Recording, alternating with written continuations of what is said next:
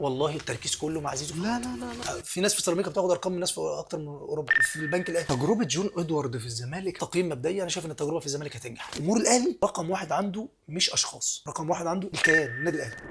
اخواتي حبايبي في كل مكان، معايا النهارده نجم من نجوم الدوري المصري وكابتني انا شخصيا، واتشرفت باللعب معاه سواء في وادي دجله او في تيرنهاوت البلجيكي، وجاي يقول لنا كلام من القلب وقعده اخوات. معايا اخويا وحبيبي كابتن حسن الشامي. منور الدنيا يا كابتن والله. حبيبي ياسر، انت لقيت الموضوع حلو ها؟ ايه مره في العربيه، مره تجيبني هنا على مشام في البيت، لقيت الموضوع حلو ها؟ كابتن الشرف ليا تكون موجود معايا، وبعدين انت الناس كلها بتحبك يعني وانت بالنسبه لي من الناس اللي ليها مسيره كبيره جدا في الدوري المصري يعني. حبيبي ياسر، انت عارف انت بالنسبه لي ايه، وانا بحبك انا جدا خليك. واخويا الصغير، وما شاء الله الفتره الاخيره هقول لك على موقف حلو قوي. اول ما اعتزلت وفي ناس كلموني عشان اطلع معاهم في التلفزيون يعني، عشان تبقى اول حلقه بعد الاعتزال على طول. اه انا اخترت هاني حتحوت. ليه اخترت هاني حتحوت؟ حتى قلتها على الهوا، قلت انا اخترت هاني لان انا اخترت المذيع اللي انا من وجهة نظري شايفه شاطر قوي، مجتهد قوي.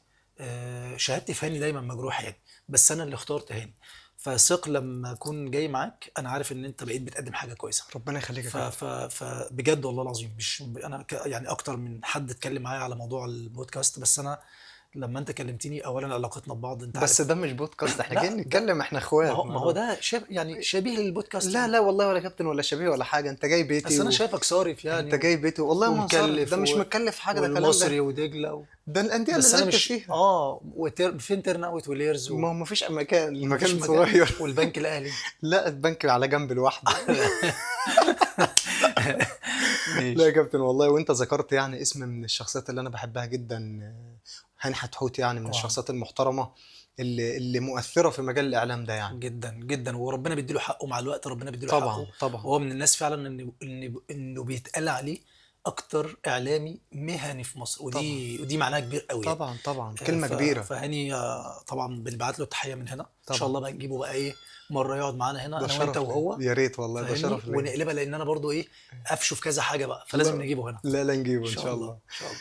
كابتن حسن، كنت عايز اسالك على تجربه جون ادوارد في الزمالك. عامله استقرار كبير جدا، وواضح ان هو عمل فرق في نادي الزمالك. انت ايه رايك في التجربه دي؟ التجربه هايله، لسه انا وانت كنا لسه بنتكلم في موضوع المدير الرياضي. اه ان انت لما بتجيب مدير رياضي هو بيبقى المسؤول عن المنظومه ككل يعني. آه، بيبقى عندك شخص واحد هو صاحب قرار، لان في الاخر انت اللي هتحاسبه. فانا شايف وجهه نظري، انا طبعا انا ما بقدرش اقيم اي تجربه الا في نهايه التجربه، لكن كمبدئيا تقييم مبدئي انا شايف ان التجربه في الزمالك هتنجح. ليه هتنجح في الزمالك؟ لان الزمالك هيبقى عنده صبر على التجربه، هيبقى عنده صبر شويه غير الاهلي. الاهلي طول الوقت مرتبط انا عايز بطوله باي شكل. انا مش فارق معايا انت لو جبت لي النهارده اعظم مدرب في العالم وخسر 3 ماتشات ورا بعض، انا مش عايزه. مشيه، ادفع له شرط جزائي ومشيه. الزمالك الموضوع مختلف شويه، يبقى فيه صبر على جون ادوارد. ثانيا هو قافل على الفرقه بشكل كويس، وهو خلي بالك برضو انت جايب واحد مش بعيد، انت جايب واحد في الشغلانه، واحد عارف يديرها ازاي.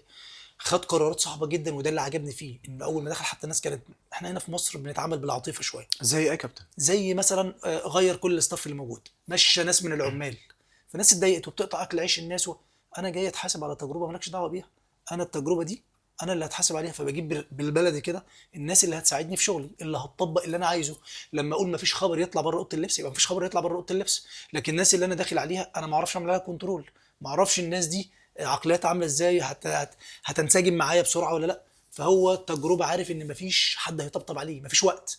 ففي النهايه لا، انا دخل بقرارات مشوا كذا، ما هاتوا كذا، فنفذوا له كل اللي هو عايزه. وبالتالي انت جبت شخصيه صاحب قرار. ففكره ان يبقى عندك حد صاحب قرار، ثق تماما ان ده هيبقى فيه عنده حاجه كويسه، ده جاي، ده هينجح. واللي احنا شايفينه لحد دلوقتي الراجل شغال بشكل كويس، قافل على الفرقه. الزمالك النهارده ما حدش بيتكلم ايه اللي جوه اوضه اللبس، ايه المشاكل اللي عندهم. خلي بالك الزمالك عندها مشاكل ماديه رهيبه، صح. بس مقفول عليهم. باين عليهم في الملعب انهم عندهم مشاكل؟ لا مش باين عليهم. يبقى ده نجاح الراجل المسؤول عن المنظومه، اللي بيدير المنظومه. فملخص الموضوع انا شايف ان التجربه هتنجح في الزمالك، لان هم اولا سقف طموحهم السنه دي مقارنه باللي شافوه في بدايه السيزون والصفقات اللي الاهلي عملها، وبيراميدز جاي من بطوله افريقيا. فاحنا لا، احنا يعني عايزين نعمل فرقه. ففجاه طبعا بنعمل فرقه، ففجاه بننافس على الدوري، ما حلو قوي. طب خدنا بطوله، ايه ده، احنا زي الفل. وبعدين انت في نادي الزمالك خلي بالك، السيزون اللي فات يا ياسر بيراميدز خد افريقيا، الاهلي خد الدوري، الزمالك خد الكاس. المعطيات والادوات اللي موجوده تقول لك ان الزمالك ما ياخدش اي حاجه. لكن انا دايما بقول الرهان على الجمهور رهان كسبان قوي. حتى لو انت عندك مشاكل ماديه واداريه وفنيه، بس عندك جمهور، الموضوع اللعيبه بتتحول مع الجمهور. صح. فالزمالك السنه اللي فاتت بدون ادوات حقق بطوله زيه زي بيراميدز، زيه زي الاهلي، حتى وان كان فرق في البطوله ان دي كاس وان ده دوري وان ودي افريقيا. لكن في النهايه شارك بقى موجود باسمه، طلع كده من الموسم، ما طلعش صفر اليدين زي ما بقول، لا طلع بحاجه في الموسم. فلو انت وفرت له شويه ادوات مع دعم مادي ومسانده، لا هيقدروا يبقوا، لا سهل جدا ياخد بطوله واثنين وثلاثه. فانا شايف ان تجربه جون ادوارد تجربه كويسه جدا. انت جايب شخص مش بعيد، هو دي شغلته وعايش الموضوع عنده يعني. مش وهنا في مصر بالبلدي كده، انت طبعا كل الانديه فاقده الموضوع ده، موضوع المدير الرياضي. فلما هتجيب حد عنده حاجه وتوفر له بعض الادوات، سهل ينجح في مصر. سهل لو مشيت بشكل علمي في مصر سهل تنجح. فان شاء الله التجربه تنجح يعني. شايف يا كابتن الفرقة اللي هو عملها طبعا ببادجت مختلف خالص عن النادي الأهلي زي ما حضرتك قلت، مناسبة للزمالك؟ قوي قوي قوي ليه يا ياسر بقى؟ لان انت النهارده وانت بتتعاقد لازم تبقى مدرك قوي انا ايه احتياجاتي في التعاقد ده. يعني انا النهارده مثلا عندي لعيب سوبر هايل، لعيب كويس قوي، بس انا عندي هو نفس، يعني الفروق بينه وبين اللعيبه عندي قريبه. يعني زيزو الفروق بينه وبين حسين الشحات وبين الناس اللي موجوده في الاهلي قريبه. طب انا هجيبه ليه؟ طب انا هجيبه عشان ايه؟ هستفاد منه ماديا؟ طب انا هجيبه عشان ادفع له الارقام دي فتحصل البلبله اللي حصلت دي؟ في اوقات صفقه جامده جدا تيجي تضر ما تفيدش. الزمالك الصفقات اللي اتعملت فيها كلها صفقات مفيده. يعني انا النهارده ياسر بالعقل بص لكل فرق العالم، كل فرق العالم محافظه على اللاين اب بتاعها. فانت النهارده عندك فريق انت بتكسب بيه افريقيا ودوري وكاس وبتاخد بيه كل حاجه، فرحت رايح جايب لعيبه تانية. تمام. فاللعيبه اللي جت دي جايبها بارقام كبيره جدا، فطبيعي ان اللعيبه دي هتلعب. فبقى التركيز ان اللعيب ده كده كده هيلعب، لان ده دافع له رقم كبير جدا. فهجيب واحد عندي بياخد 15 مليون وانا جايب واحد بياخد 100 مليون ومتعاقد معاه، هلاعبه ولا مش هلاعبه؟ اكيد هتلعبه. هلعبه ابو 100. يبقى انت ما بصيتش مين افيد ومين افضل. ممكن حتى لو المستويات متقاربه، مين افيد؟ مين اللي جاي اصلا من تجربه شغال معاه بقاله فتره ومحقق معاه كل حاجه؟ اللي انا بكسب بيه العب بيه، اللي انا ماشي بيه كويس ما نحافظ عليه، وبعد كده ادخل الناس دي واحده واحده. وهنرجع انا وانت للنقطه دي تاني، مهم نتكلم فيها قوي قوي. موضوع النادي الاهلي عايزين نتكلم عنه باستفاضه وصفقات، لان برضو انا بقول لك في الكابتن محمود الخطيب مظلوم في نقطه لازم نتكلم فيها. طب أنا تمام. كابتن عليه حاجات، وده وارد جدا. انت في اي شغل يبقى عليك وليك، عايزين نتكلم فيها انا بس عشان ما نطلعش بره عايز الزمالك. بس اتكلم، اخد من جزء من كلام حضرتك. يعني انت شايف ان صفقة زيزو ضرت النادي الاهلي؟ طبعا طبعا يا ياسر ضرت النادي الاهلي بشكل كبير. ولما نيجي للنادي الاهلي هنتكلم عنها باستفاضه، عشان يعني خلينا دلوقتي في الزمالك عن تجربه الزمالك وانت بتقول لي الصفقات اللي عملها. انا شايف ان الصفقات اللي اتعملت في الزمالك صفقات كلها في محلها. يعني النهارده وانت بتتعاقد عندك النهارده جددت الونش. تمام. عندك 3 حراس مرمى، عندك صبحي وعواد وجبت المهدي. تمام. ال3 حراس جيدين جدا والثلاثه يشيلوا. صح. عندك حسام عبد المجيد هايل، انا شايفه احسن سنتر باك في مصر الفتره دي في ال6 7 ماتشات. هايل عنده ثبات، لعيب بتحس انه بقى عنده نضج. جبت اسماعيل وعندك الونش جددت له. فانت عندك 3 لعيبه جامدين جدا. وخلي بالك اللاين اب ده مهم جدا. كل العالم مانشستر يونايتد لو جيت بصيت هتلاقي السكواد بتاعها انت عارفه، ال11 اللي بيلعبوا بالتغييرات اللي بتنزل. ليفربول نفس الكلام، ريال مدريد نفس الكلام. كل الانديه الكبيره في لاين اب، في 11 لعيب بيلعبوا بشكل مستمر والتغييرات بتاعتهم معروفه. صح ولا بكلم غلط؟ مظبوط. طيب انت النهارده لما بتيجي تتعاقد في الجبهه، مثلا اتكلمنا على الخط الظهر، عندك عمر جابر هايل ماشي بشكل كويس قوي. عندك باك ليفت بنتايج هايل ومعاه فتوح، وبنتايج هو اللي راكب، هو اللي ماشي بشكل كويس، وهو اللي مركز، وهو اللي منضبط اكتر، فرجله في الملعب. فعندك في نص الملعب عندك دونجا، وعندك ناصر ماهر وعبد الله السعيد. ناصر ماهر وعبد الله السعيد، وعندك شحاته. يعني لعيب برضو من اللعيبه الهايله. كويس. عندك نص ملعب فيه توازن ومتكافئ وبيكملوا بعض. عندك الاطراف بتاعه الملعب، عندك عدي الدباغ. عدي وعندك البرازيلي ده عامل ماتشات الجناح هايله. الفينا. الفينا ده هايل هايل بصراحه يعني. وانت لما جبت طرف يمين جايبه بيلعب برجله الشمال، يعني رجليه جوه الملعب. النادي الاهلي ما فيهوش لعيب اصلا بيلعب طرف شمال، طرف يمين. يعني عشان يبقى عندك لعيب اشول رجليه جوه، يدخل لجوه ده مطلوب الملعب، جدا. يقطم لجوه ميدو جابر الملعب. في المصري كان بيعملها ميدو نموذج. مميز جدا. عندك دلوقتي في المصري برضو بيعملها دغموم، بيعملها بشكل هايل. دغموم لاعب كويس. فعندك كل الانديه، صلاح في ليفربول، هتلاقي في كل الانديه. واحد اشول بيقطم برافو لجوه. عليك، ده مهم جدا. النادي الاهلي ما عندوش اللعيب ده. يعني انا بقيمه النادي الاهلي وبعمل تعاقدات جديده، ما اجيبش لعيب وينج رايت بيلعب برجليه الشمال. زي مثلا انت مشيت بيرستاو، بيرسي. مشيت بيرستاو، ما جبتش حد في المكان ده. فالمفروض كنت تعاقدت مع حد في المكان ده بنفس المواصفات دي. صح. فاهمني؟ فانت النهارده صفقات الزمالك كلها فيها جبت مناسبة. عمرو ناصر وجبت شريف. فالصفقات انا شايف هو الراجل ممكن ما تبقاش صفقات بوم. جماهيريه، مش عامله بوم بس بس. الصفقات دي على مستوى الشغل وعلى مستوى ارض الملعب هتديك نتيجه كويسه قوي. وهي فعلا ده اللي احنا شايفينه. ومش هتعمل لك مشاكل ومش هتعمل لك قلق، وهيبقى عندك عناصر ثابته وبتلعب اساسيه، واللي قاعد بره هو راضي ان هو احتياطي لحد ما تجيله فرصه ويثبت نفسه. صح. غير لما يبقى عندي 3 4 في مكان واحد والثلاثه عايزين يلعبوا والثلاثه جامدين والثلاثه اسماء، بتعمل لي مشكله. انت فاهمني؟ كلام حضرتك يا كابتن انا متفق معاك. فانا شايف الزمالك ماشي بخطه كويسه. تقييم التجربه ما نقدرش نقيمها، بعد السيزون تقدر تقيم التجربه، لكن كمؤشرات انا شايف هم شغالين مؤشرات كويسه كويس. شغالين بالنسبه كويس. جون ادوارد قافل على الفرقه بشكل كويس. هو عارف كويس قوي قاري المناخ في مصر ماشي بشكل، يعني هو قاري المناخ، عارف ان الفرقه في مصر لو قفلت عليها بشكل كويس لعيب 60% اقدر اطلع منه 80 90%. مدرب كويس، جهاز فني كويس موفر له، قافل عليه. لا، واعتقد ان كمان المشاكل الماديه هيقدروا يحلوها طول ما هم ماشيين كويس. هتلاقي الناس والمحبين الزمالك ورجال الاعمال والناس اللي حواليهم لما يلاقوا الفرقه ماشيه بشكل كويس هتبدا الناس تتدخل وتساعد، يعني لانه في النهايه عايز يحقق بطوله يعني. انا متفق كابتن مع حضرتك، وفعلا الزمالك يعني ظهر بصوره كويسه من اول الدوري. انا واحد من الناس ما كنتش متوقع ان الزمالك يظهر بالصوره دي، ان هو ينافس على الدوري او ان هو يبقى في المركز الاول. خلينا بس خلي بالك فكره ان انا بنافس على الدوري وان انا في المركز الاول.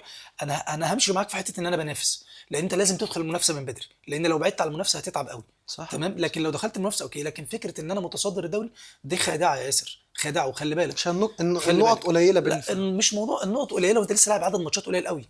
فانت لو ماتشين تلاقي نفسك طلعت فوق وماتشين تلاقي نفسك نزلت تحت. صح. دي نقطه.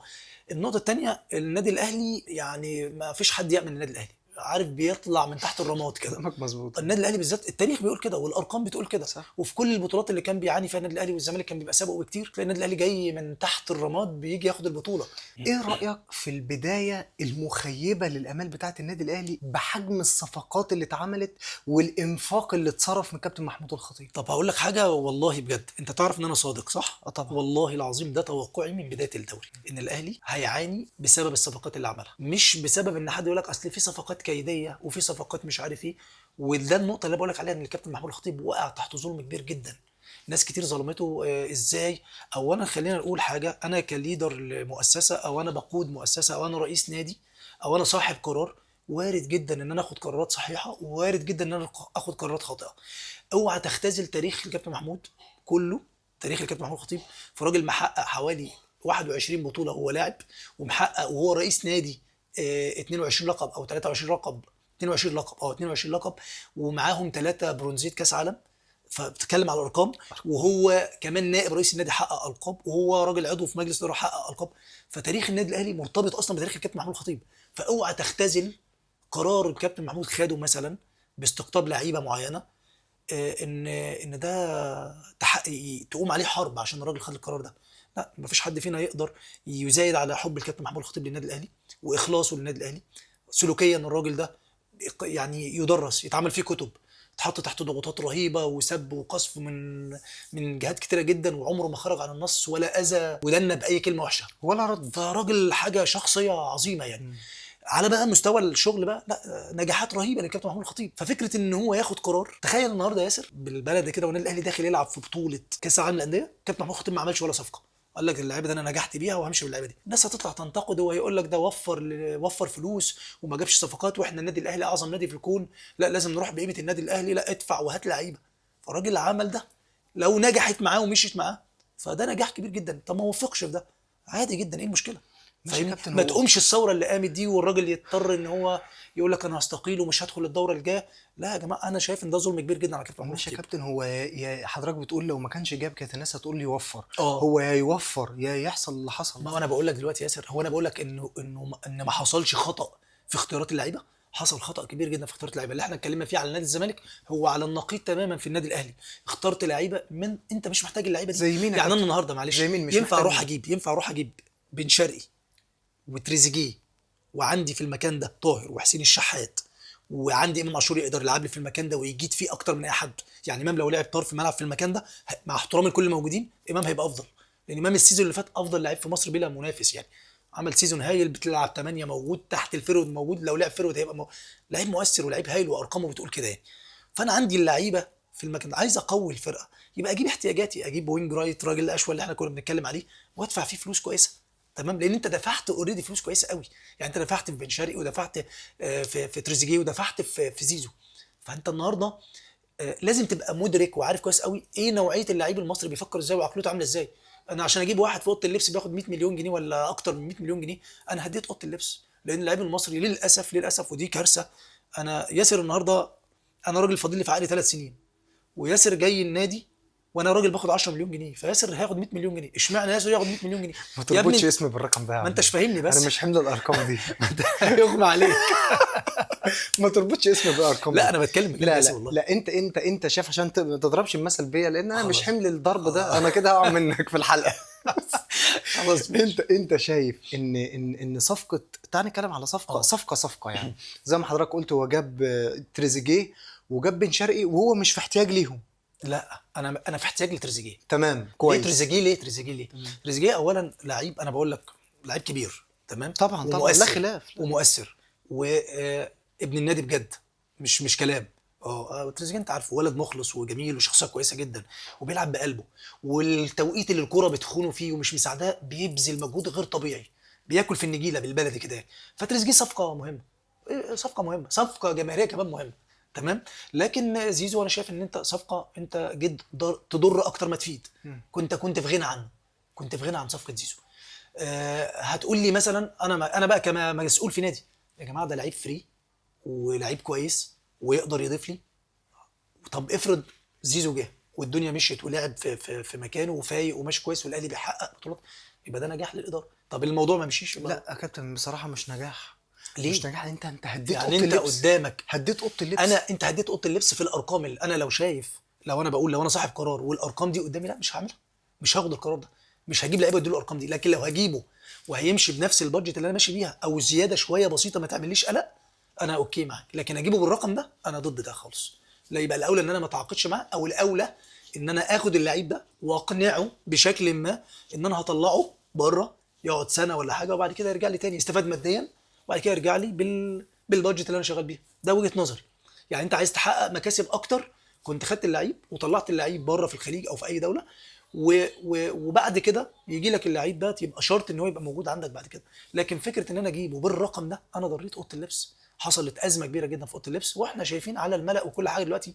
يعني اسباب ضعف النادي الاهلي الفتره الحاليه هي النادي الاهلي مخترق، ما كانش بيحصل في النادي الاهلي. احنا لسه بنقول نادي الزمالك بيحاولوا ان هم ما يتمش اختراق اوضه اللبس ولا يتم اختراق اللعيبه. دلوقتي النادي الاهلي بقى مخترق. اي صحفي النهارده بتلاقيه قاعد يقول لك ده انا كنت قاعد مع فلان، الناس بتكتب على الفيسبوك، وفلان ده مين؟ ده لعيب في النادي الاهلي، واللعيب ده قال لي كذا كذا كذا. ده عمره ما حصل في النادي الاهلي. فدي كارثه. طب انت النهارده قدام مصيبه في النادي الاهلي، مصيبه هتفضل مكمله معاك الموسم كله. هتحلها ولا مش هتحلها؟ لو فضلت بالشكل ده فانت هتعاني بجد. لو ما قدرتش تحل النقطه دي يبقى انت عندك ازمه كبيره جدا. عاجبني جدا الفتره الاخيره، ومش عاجبني حاجه، عاجبني جدا ان هم خدوا قرار ان اللي مش عاجبه يمشي. تمام. بس مش عاجبني التصريحات الكتير. ما تصرحش انت في اوضه اللبس قاعد مع اللعيبه، اللي مش عاجبه يجيب عرضه ويمشي، يمشي في يناير. طب انا عندي مين اهم لعيب في الفرق؟ امام عاشور. امام عاشور النهارده مش عاجبه الكلام ده، لا يا جماعه انا مش مبسوط، امشي. اه والله امشي يا امام. زيزو مش عاجبك امشي. حسين مش، اي حد مش عاجبه امشي. لان في النهايه انتوا جيتوا على ناس اصلا واخده كل البطولات ومحققه كل. احنا قلنا بعد الجيل بتاع ابو تريكه ووائل جمعه وغالي ومتعب النادي الاهلي هيعاني. الجيل الحالي خد 2 بطوله ابطال افريقيا ووصل للفاينل في الثالثه عادي جدا مع الكابتن محمود الخطيب، محققين 22 لقب وهو رئيس نادي. فالنادي الاهلي كده كده هيحقق كل الالقاب. امام عاشور جه النادي الاهلي ومحقق 5 بطولات، راح من الاهلي بطولتين ورا بعض مع امام عاشور لما جه. فمع احترامي النادي الاهلي اللي هيضيف للعيبه دي، طب انت كلاعب هتستفاد. ولازم نعمل مقارنه بين الجمهورين عشان نبقى عارفين. طب الحل ايه يا كابتن دلوقتي؟ يعني معلش برضو، انا دلوقتي لعيب مثلا في النادي الاهلي مثلا، وليكن مثلا حسين الشحات، عقده مثلا 20 مليون، خلينا الناس عارفه الارقام خلاص يعني، ما بقتش اسرار يعني. عقده 20 مليون، عايز يجدد، هيتكلم في كام؟ ما هو انت خلاص يا ياسر، هو غصب عنه دلوقتي لو انت كنادي عايزه، زي رامي ربيعه او ربيعه بالظبط. انت اللي جيت بتجدد له بتقول له انا هديك كذا، قال لك لا انا عايز كذا، رحت قال لك النادي قال له لا خلاص مش عاجبك امشي. لازم يبقى ده منهج مع الكل. طب اشمعنى اللي انت اديت ما له؟ هو انت عشان كده بقول لك ايه، انت دلوقتي في ازمه دلوقتي، انت اختلقت ازمه. الازمه دي الارقام اللي انت وصلت بيها مع اللعيبه دي، حل الازمه دي. لو الازمه دي هتقف ان انت اللعيبه دي تمشي تاني، لا تمشي تاني، ده لو انت عايز تعالج. انت وجهة نظر حضرتك يا طبعا كابتن اللعيبه اللي جت بالارقام الكبيره دي طبعا تمشي؟ لو اللعيبه دي، لو الامور مش هيبقى فيها تعديل مرضي، لا اللعيبه دي تمشي. وانا كنادي خلاص، اصل الموضوع برضو مش هزار يا ياسر. انا جبتك وقلت لك هديك 100 مليون جنيه، فاجي بكره اقول لك لا انا مش هديك ال 100 مليون جنيه، انا همشيك. فانت انا بقول لك هي ازمه هتعمل صداع شويه حلوين في النادي الاهلي، ازمه كبيره وهتعمل صداع في النادي الاهلي. لكن في اقرب وقت حاول تعدلها في يناير اللي جاي، انت ما قدامكش غير كده. حاول تعدلها في يناير اللي جاي. ايه في يناير اللي جاي؟ والله انت بتديني المردود اللي تستاهل عليه الفلوس دي، انت مكمل معايا، هديك 200 مليون جنيه لو انت بتديني المردود ده. طب انت ما بتدينيش المردود ده في يناير، امشي، هات عرض وامشي على طول. انا النهارده عندي تريزيجيه هيديني مردود وهيحقق لي ارقام وهيجيب لي جوال وهيكسبني، خد يا عم خد اللي انت عايزه. طب انا عندي زيزو راجل ما حققليش اي حاجه وارقامه قليله، امشي في يناير، هات عرض وامشي في يناير. وده اللي انا اعرفه عشان احل الازمه دي. لما اللعيبه تلاقي مبدا الثواب والعقاب موجود في الفرقه، اللي بيدي بياخد واللي ما بيأديش بره، خلاص كل الامور هتتعادل الكفه تاني. غير كده مفيش حاجه هتتعادل، لان انت خلاص انت عملت لنفسك مصيبه كبيره. حاول بقى تحلها، ده حلها الوحيد. اقرب حاجه جايه لك يناير اللي جاي، مش هتقدر تحل قبل يناير. فقبل يناير يبقى انت تقفل على نفسك تاني، التصريحات الكتير دي تقفلها. اللعيب اللي هيتكلم مع اي صحفي او اي يطلع اي خبر عن طريق لعيب، اللعيب ده هيتخصم منه جزء نسبه من عقده. لازم يبقى في ضوابط للعيبه تتحط لها. غير كده ما مش الاهلي هيتعب شويه. كابتن حضرتك شايف يعني من سياق الكلام بتاعك، شايف ان صفقة زيزو دي كيدية، تحسها كيدية اللي بين الجمهورين؟ انا قلت لك وجهه نظري في الموضوع. انا قدامي لعيب زي زيزو، لعيب كبير ولعيب فري، وزيزو لعيب كبير يا ياسر، مش عايزين ننكر ده، هو لعيب لعيب كبير. كبير. انت اتسالت قبل كده انت ولا زيزو، قلت زيزو صح ايوه ولا عشان لا؟ هو فعلا. فلعيب كبير، فانا لما ما ينفعش يبقى قدامي لعيب فري وانا ما معلش يا ياسر برضه، ما دي في صفقات كده بتبقى غصب عنك. يعني انا لو مكان المسؤولين في النادي الاهلي وقدامي زيزو وما رحتش خدت زيزو، يبقى انا راجل بهزر. لكن أنا كان ممكن ادير الموضوع بشكل، طالما انا عارف ان ده هيعمل لي مشكله في اوضه اللبس، كان ممكن انا هجيب لك، لان النادي الاهلي قوي جدا جدا جدا، طب بيقدر يخدم ولاده كويس جدا. والنادي الاهلي لو شاور على اي نادي في الخليج عشان ياخد لعيب من عنده، هيروح اللعيب بالارقام اللي هو عايزها. فالنادي الاهلي كان يقدر يدير الموضوع بشكل افضل.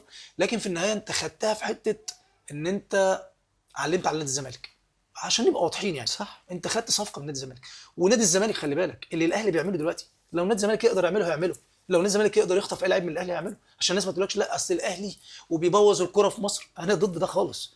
انت كزمالك لو تقدر تعمل اللي الاهلي بيعمله هتعمله، انت كبيراميدز تقدر تعمل اللي الاهلي بيعمله هتعمله. ماشي يا كابتن، يخطف بس مش بالارقام دي، مش بالبادجت ده ابدا. هو حر، ما هو عمل لنفسه ازمه يا ياسر، هو اللي بيتحمل تبعياتها هو اللي دلوقتي. بيتحمل طبعا. هو اللي بيتحمل تبعيات اللي هو القرار اللي خده دلوقتي. لكن انت لو انت مكانه انت هتاخد القرار ده. يعني انت قدامك زيزو فري، مش هتجيبه ياسر؟ لا مش هجيبه ب 100 مليون.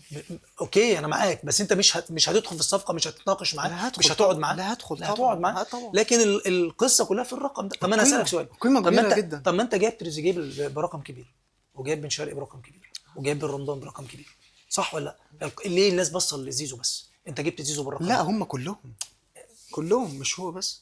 والله التركيز كله مع زيزو. لا لا لا لا. والله لا التركيز والله. كله. ليه التركيز مع زيزو؟ لان زيزو حديث السوشيال ميديا، كل الناس مركزه بس مع زيزو، والكلام كله على زيزو، وادي زيزو اللي جبتوه بكذا. فهو الموضوع راح في الحته دي. لكن انت جايب لعيبه ثانيه ما حدش بيتكلم عليها، كله بيتكلم على موضوع الماديه خاصه بزيزو فقط لا لا غير. يا كابتن، ناس كتير لا، لا، بتنتقد صدقني. بن شرقي لا، ما انا متابع يا ياسر. وحتى حضرتك لسه بتقول بن شرقي ما كانش يجي النادي الاهلي. انا بتكلم بن شرقي لو مش ما يجيش محتاجينه. احتياجات. هم مش انا عندي محتاجين. ناس في المكان ده خلي بال وبتقدم. حضرتك يا كابتن، عايز اقول لك حاجه، هو برضه بن شرقي جاي صفقه كيديه. اللي خلي بالك مش كيديه يا ياسر. انا النهارده بن شرقي هيروح الزمالك، قوه ولا مش قوه في الزمالك؟ قوه واضافه لنادي الزمالك، اضافه كبيره، صح ولا كلام غلط؟ كان يبقى اضافه كبيره. انا النهارده لو انا سبت الزمالك اتعاقد مع ثلاث اربع لعيبه، ما هو في لعيبه ياسر بتبقى بتقوم عليه خناقه. ليه بتقوم عليه خناقه؟ عشان هيروح يقوي الفرقه دي، فانا اخده عندي. مين المستفيد يا كابتن، النادي ولا اللعيب في الوضعيات اللي انت شايفها دي؟ لا، اللعيب اللي مستفيد اللعيب. طبعا. في الوضع الحالي اللعيب اللي مستفيد لما بتحصل مزايدات على اللعيب. انا راجل اصلا القيمه التسويقيه بتاعتي او المقابل المادي اللي المفروض انا اخده 20 مليون جنيه، فجاه لقيت نفسي باخد 120 مليون جنيه و150 مليون جنيه. ما انا اللي مستفيد، الخناقه قامت وانا استفدت. ومين اللي مضرور؟ النادي مضرور. انا النهارده البادجت بتاعتي 400 مليون جنيه مثلا كان النادي الاهلي، او 500 مليون جنيه. بعد اللي انا عملته ده، لو فضلت مكمل في نفس اللاين ده، انا هوصل للميزانيه بتاعتي هتبقى 2 مليار 3 مليار جنيه. فدي برضو ارقام غبيه يعني. فانت النهارده عملت ازمه لنفسك مش هتقدر تحلها غير باللي انا بقول لك عليه. يبقى في ضوابط، في ثواب وعقاب، في لحد يناير الباب مفتوح لاي حد عايز يمشي، اي حد. لان النادي الاهلي خد الدوري بكريم بامبو ونيدفيد صح. لعيبه ناشئين. صح. فمش هيقف على حد. هو محقق، النادي الاهلي محقق 153 لقب، اكتر نادي في العالم محقق القاب. فمش هيقف على حد. فانت المستفيد اللعيبه دي. لكن انت كنادي النهارده انت مضرور. صح ولا انا بكلم غلط؟ كلامك مظبوط وانا متفق مع حضرتك. وقبل ما نقفل موضوع النادي الاهلي ده، تصورك ايه للنادي الاهلي الفتره الجايه في الدوري؟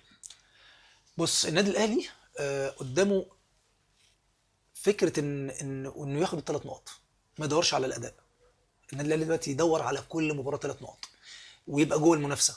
لان المنافسه النهارده هتبقى محصوره بين بيراميدز والاهلي والزمالك. ده الفتره الاخيره اللي احنا بنعيشها، ان المنافسه هتبقى محصوره بين الثلاث فرق دول. الزمالك ماشي بشكل كويس، عنده استقرار. بيراميدز عنده سكواد كويس قوي، بدا الدوري بشكل وحش. والمصري برضه ماشي لكن بشكل عنده كويس يا كابتن. مصري عامل فريق كويس، سيراميكا فريق كويس. لكن في النهايه انا بكلمك عن الفرق اللي هتدخل منافسه بشكل قوي. الزمالك، بيراميدز، الاهلي، دول اللي بينافسوا على اللقب. طب والمصري مش هينافس ليه؟ صعب ينافس على اللقب عشان ابقى واضح معاك. ليه ماشي لا، بصوره كويس؟ يمشي بشكل كويس. دجله ثالث الدوري ماشي بشكل كويس. لا بس السكواد بتاع المصري اقوى من دجله. السكواد كويس، لكن السكواد بتاع المصري أقوى لكن من انا بكلمك فريق دجله فريق متزن جدا، وفريق منضبطين جدا وملتزمين جدا، وبيقدروا ياخدوا اللي هم عايزينه في كل مباراه. ف لكن انا بكلمك على منافسه. ده وجهه نظري، انت ليك وجهه نظر وشايف المصري ده اوكي. انا بقول لك الثلاث فرق اللي هينافسوا على اللقب هم اهلي وزمالك وبيراميدز. وانا وجهه نظري بكل المشاكل الموجوده في النادي الاهلي، الدوري في الاهلي. الدوري فين؟ في الاهلي. الحلقه دي هنعيدها. اعيد براحتك. في الاهلي دي. والله انا السنه اللي فاتت وبيراميدز ماشي كويس جدا، وكنت مع الكابتن سيف زاهر وقال لي الدوري بيراميدز واقوى، وبيراميدز قلت له الدوري في الاهلي. قال لي قلت له والله الدوري في الاهلي. بغض لما النظر كان بقى- الكابتن عماد النحاس ماسك الشويه اللي في الاخر. في الست ماتشات اللي مسكهم يا كابتن عماد. فالنادي الاهلي، بص، ما تامنش النادي الاهلي. صح. في عز الازمات بيقدر يرجع. 153 لقب مش جاي من فراغ يا ياسر. كابتن، قبل ما اقفل الموضوع ملف النادي الاهلي، شايف ان كابتن محمود الخطيب يقدر يستمر كرئيس للنادي الاهلي؟ طبعا. وحضرتك تابعت تصريحات حسام غالي الاخيره؟ تابعت التصريحات، بس انا بقى قصه الكابتن محمود الخطيب وغالي عايز بس اتكلم في نقطه فيها. انا عندي ثقه مليون في الميه، والناس القريبه من غالي هتقول لك كده برضه، ان غالي بيحب الكابتن محمود الخطيب جدا وبيحترمه جدا. والكابتن الخطيب كان بيأهل غالي وبيجهز غالي، والناس كلها عارفه كده، وعلاقتهم ببعض كويسه جدا. فكره ان الناس تختلف في وجهات النظر احنا بنعمل منها ازمات كبيره جدا. ما عندناش ثقافه الاختلاف في وجهات النظر. ان غالي يقول رايه باريحيه او بيقول وجهه نظره، فتتاخد ان هو هجوم شرس على الكابتن الخطيب ومش عاجبه الكابتن الخطيب انا ما بشوفش ده في النادي الاهلي. انا ببقى شايف ان هم على مدار السنين اللي فاتت دي كلها هي اجيال بتسلم اجيال، وبمنتهى الاحترام ومنتهى الادب. ثانيا برضو النقطه الثانيه، ممكن يكون توقيت اللي حسام غالي اتكلم فيه توقيت مش مناسب، لان في النادي في فتره صعبه جدا وبيعاني والنتائج وحشه وتغيير مدير فني وفي قلق والجمهور غير راضي. فتطلع التصريحات دي في توقيت ده، هو ده اللي صعب الدنيا شويه. لكن انا بقول لك انا عندي ثقه عمياء ان لو جيت سالت غالي هتلاقيه بيحب الكابتن محمود الخطيب جدا وبيحترمه جدا، وفي المقابل كمان الكابتن الخطيب بيحترمه جدا وبيحبه جدا. ده وجهه نظري في القصه بتاعت غالي والكابتن محمود الخطيب. لكن في النهايه برضو خليني اقول لك، انا قلت لك على الجانب بتاع غالي، وان توقيته مش كويس، توقيت غلط جدا. خصوصا ان انت من ولاد النادي ومن الاعمده الرئيسيه في النادي ومن الكوادر المهمه جدا في النادي كابتن محمود الخطيب. وانا شايف ده وجهه نظري برضو، ان فكره ان انا اقول ان انا هستقيل او انا مش هترشح الدوره الجايه، اوكي ما ترشحش الدوره الجايه، لكن فكره ان انت تقول ان انا هستقيل دلوقتي، انا ده قرار غريب من شخص انا شايفه شخص قائد يعني. راجل حقق وهو بيلعب 22 لقب ولا 21 لقب مع النادي الاهلي، وهو اداري او عضو مجلس اداره او نائب حقق القاب رهيبه مع النادي الاهلي، وهو رئيس نادي محقق 22 لقب ولعب مع النادي خد ثلاث برونزات كاس عالم. فانت بتتكلم في ارقام خزعبليه للكابتن محمود الخطيب. ف وشخص قائد بمعنى الكلمه، فما ينفعش تيجي في التوقيت ده تقول انا هنسحب اصل انا عندي مشكله او كده. لا، انا ضد ده خالص.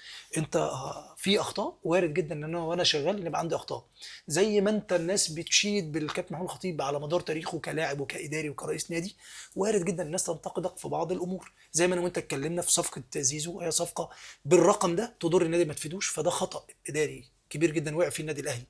اختيار اللعيبه في اماكن انت مش محتاجها، وتعمل يعني تعمل زياده عدديه في اماكن انت مش محتاجها، دي برضو ضرت النادي ما فادتهوش. يعني بقى عندي تريزيجيه ورحت متعاقد مع بن شرقي، وعندي اصلا حسين شحات في الحته دي ماشي كويس قوي، وطاهر بيأدي لي في الفتره الاخيره ماشي بشكل كويس في المكان ده، فانا اجيب لعيبه مش احتياجاتي حتى لو لعيبه كويسه، فانا بضر فرقتي مش بفيدها.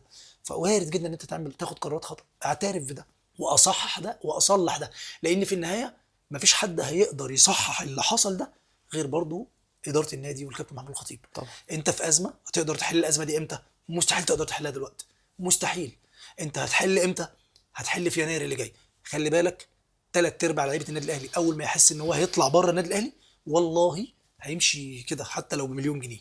انا بقول لك بجد، لان كل لعيب يتمنى يبقى موجود في المؤسسه دي وفي المنظومه دي.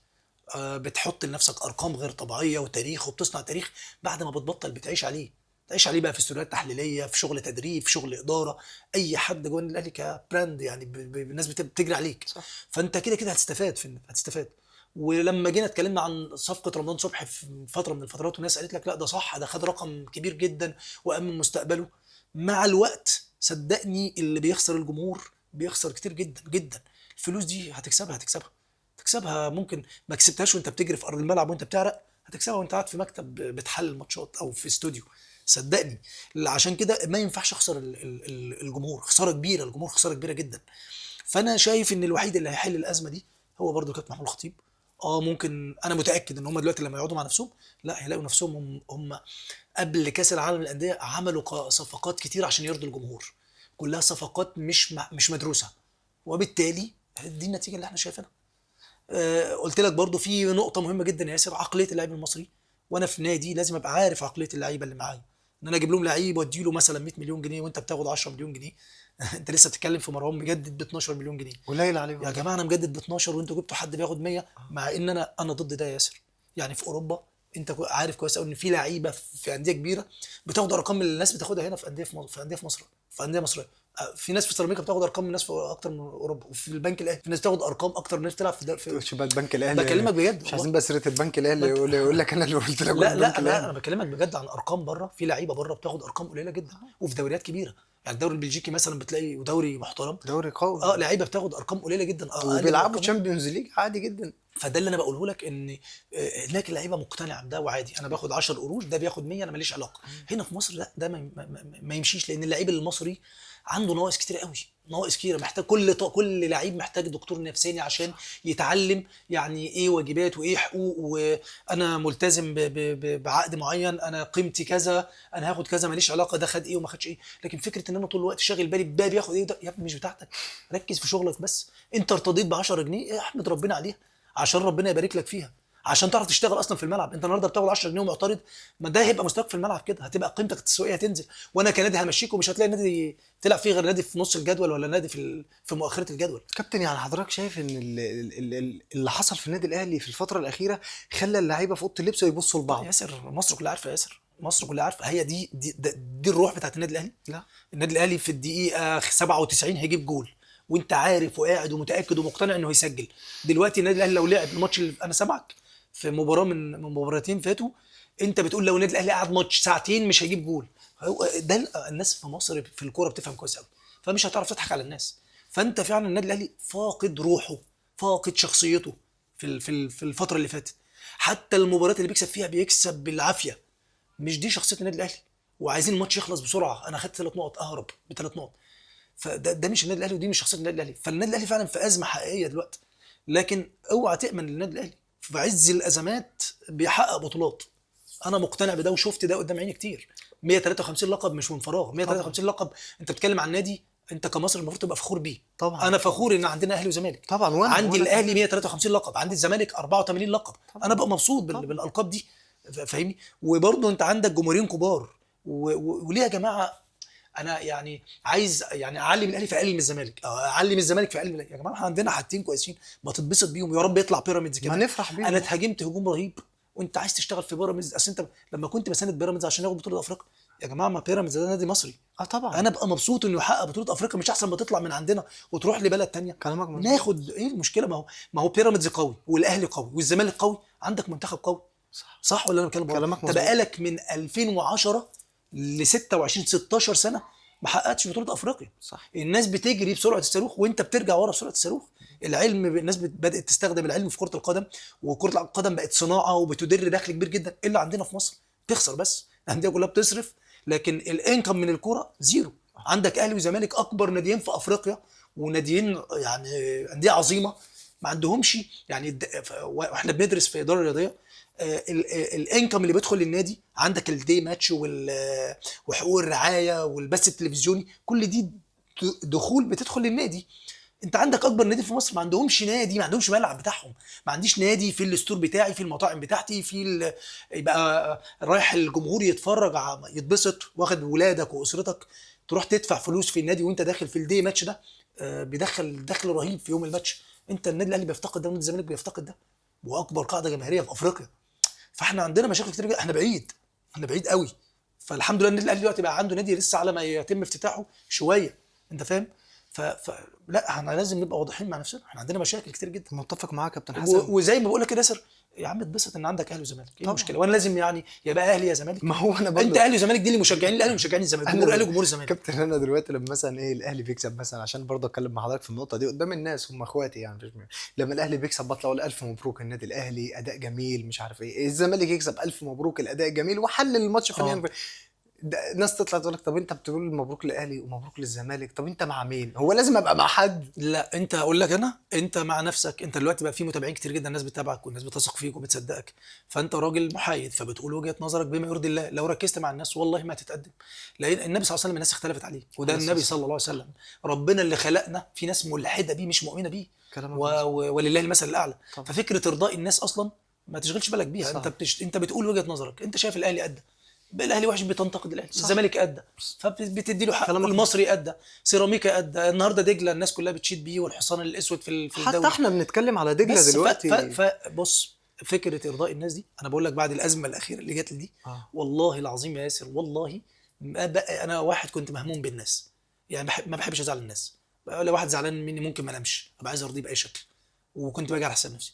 لكن في النهايه لقيت نفسي ببذل مجهود رهيب، ومع ناس عقلياتها بتتغير في ثانيه وافكارها بتتغير في ثانيه، وربنا خلقنا مختلفين. صح. ففكره انت ترضي الجميع فكره صعبه جدا يعني. فخليك زي ما انت بتقول اللي انت شايفه من وجهه نظرك، وبتقول وجهه نظرك. وجهه نظرك دي قائمه على الصواب والخطا، انت مش ملاك يعني. صح. فانت ممكن تقول حاجه وانا مش شايفك غلط وغيري شايفك صح، فانت بتقول وجهه نظرك من غير ما تستنى بقى الناس بتقول عليك وتدخل وتشوف ده بيقول ايه وده ما بيقولش. ما تشغلش بالك، قول وجهه نظرك بما يرضي الله خلاص. كابتن كنت عاوز اقول لك بقى طبعا مسيره كبيره جدا في الكوره في مصر، وكارير يعني كبير جدا وما شاء الله كابتن بيعجبني في حضرتك كل نادي سايب فيه بصمه وسايب فيه سيره طيبه. كنت عايز اسالك بقى اهم محطات حسن الشامي في حياته، يعني انت قعدت تلعب ل 40 سنه وده رقم كبير جدا يعني للاعيب الكوره. مش سهل ان لعيب كوره يوصل له، لازم يوصل له بتعب والتزام بره الملعب وجوه الملعب. فانا عايز اعرف منك اهم محطه ليك ايه؟ بص يا ياسر، هو مفيش محطة هتمر بيها في حياتك إلا لما يكون ليها بصمة في حياتك. لو أنت عايز تتعلم طبعا. ولو عايز تستفاد من حياتك ومن شغلك، لازم كل محطة هتسيب فيك علامة. طبعا. لكن أنا في محطتين، كل المحطات مهمة جدا جدا يعني محطة سموحة كانت مهمة جدا بالنسبة لي. النقلة من الممتاز به كان أيامها ما كانش فيه محترفين، كان ممتاز به. صح صح. فأنا صعدت مع الفريق وقعد 8 لعيبة بس وبقية اللعيبة مشيت. فانا كنت برضو الحمد لله من المحظوظين ان انا ابقى موجود، اصعد مع الفريق والعب كمان معاهم في الدوري الممتاز. اه فدي كانت محطه مهمه جدا، وانا لعبت في سموحه 5 سنين. طبعا. فمحطه كانت مؤثره جدا بالنسبه طبعا. لي. المحطه الاهم بالنسبه لي برضو محطه وادي دجله، فرقت معايا بشكل كبير. في سيزون الدوري بيقف فيه، مفيش كوره في مصر، بتجي لك فرصه ان انت تسافر بلجيكا، يقول لك معسكر، وبعد كده ايه رايكم تشاركوا هنا في السيزون ده؟ انت كنت موجود معانا وشايف التجربه كانت عامله ازاي، والتجربه فيها تفاصيل كتير قوي جدا. محدش اتكلم عنها بشكل فيه استفاضه، لكن تجربه من التجارب العظيمه. رايحين على فرقه عندها 5 نقط، الدوري هناك 3 ادوار، الدور الاولاني خلص وحوالي 4 5 ماتشات من الدور الثاني، والفرق بيننا وبين الفريق اللي فوقينا لو تفتكر كان 17 نقطه، وهينزل 4 فرق. يعني مهمه شبه مستحيله. صح. ونقعد في الدوري بشكل كويس قوي. لو تفتكر ان احنا في الدور الثالث كنا الاول مع فريق هناك، بس هو عدنا بالاهداف. كلامك هما مظبوط. بياخدوا اول كل مجموعه بيلعبوا بلاي اوفس، فاحنا عملنا تجربه عظيمه يعني. طبعا ف... طبعا. فدي برضو من المحطات المهمه جدا. محطه برضو المهمه جدا في حياتي، فرقت معايا قوي، المقاولين العرب. لان انا لعبت في المقاولين اعتقد 5 مواسم او 6 مواسم، وبعد كده اشتغلت كمان في النادي سنتين. فدي من المحطات المهمه جدا جدا في حياتي، واثرت فيها بشكل كبير. طبعا في وسطها بقى الجونه والانتاج الحربي. الجونه برضو الحمد لله، انت بتقول حاجه مهمه جدا ان انا سبت في كل مكان لعبت فيه بصمه كويسه. وده اللي انا اتعلمته خلال مسيرتي، ان في النهايه انت كده كده هتمشي. صح. ايه اللي هيبقى ليك؟ الاثر بتاعك. لو ليك اثر جيد في المكان ده، معاملتك مع الناس، معاملتك مع زمايلك، عمال اوضه اللبس، الناس هو ده اللي بيبقى ده الذكرى الكويسه اللي انت بتسيبها. السيره الطيبه.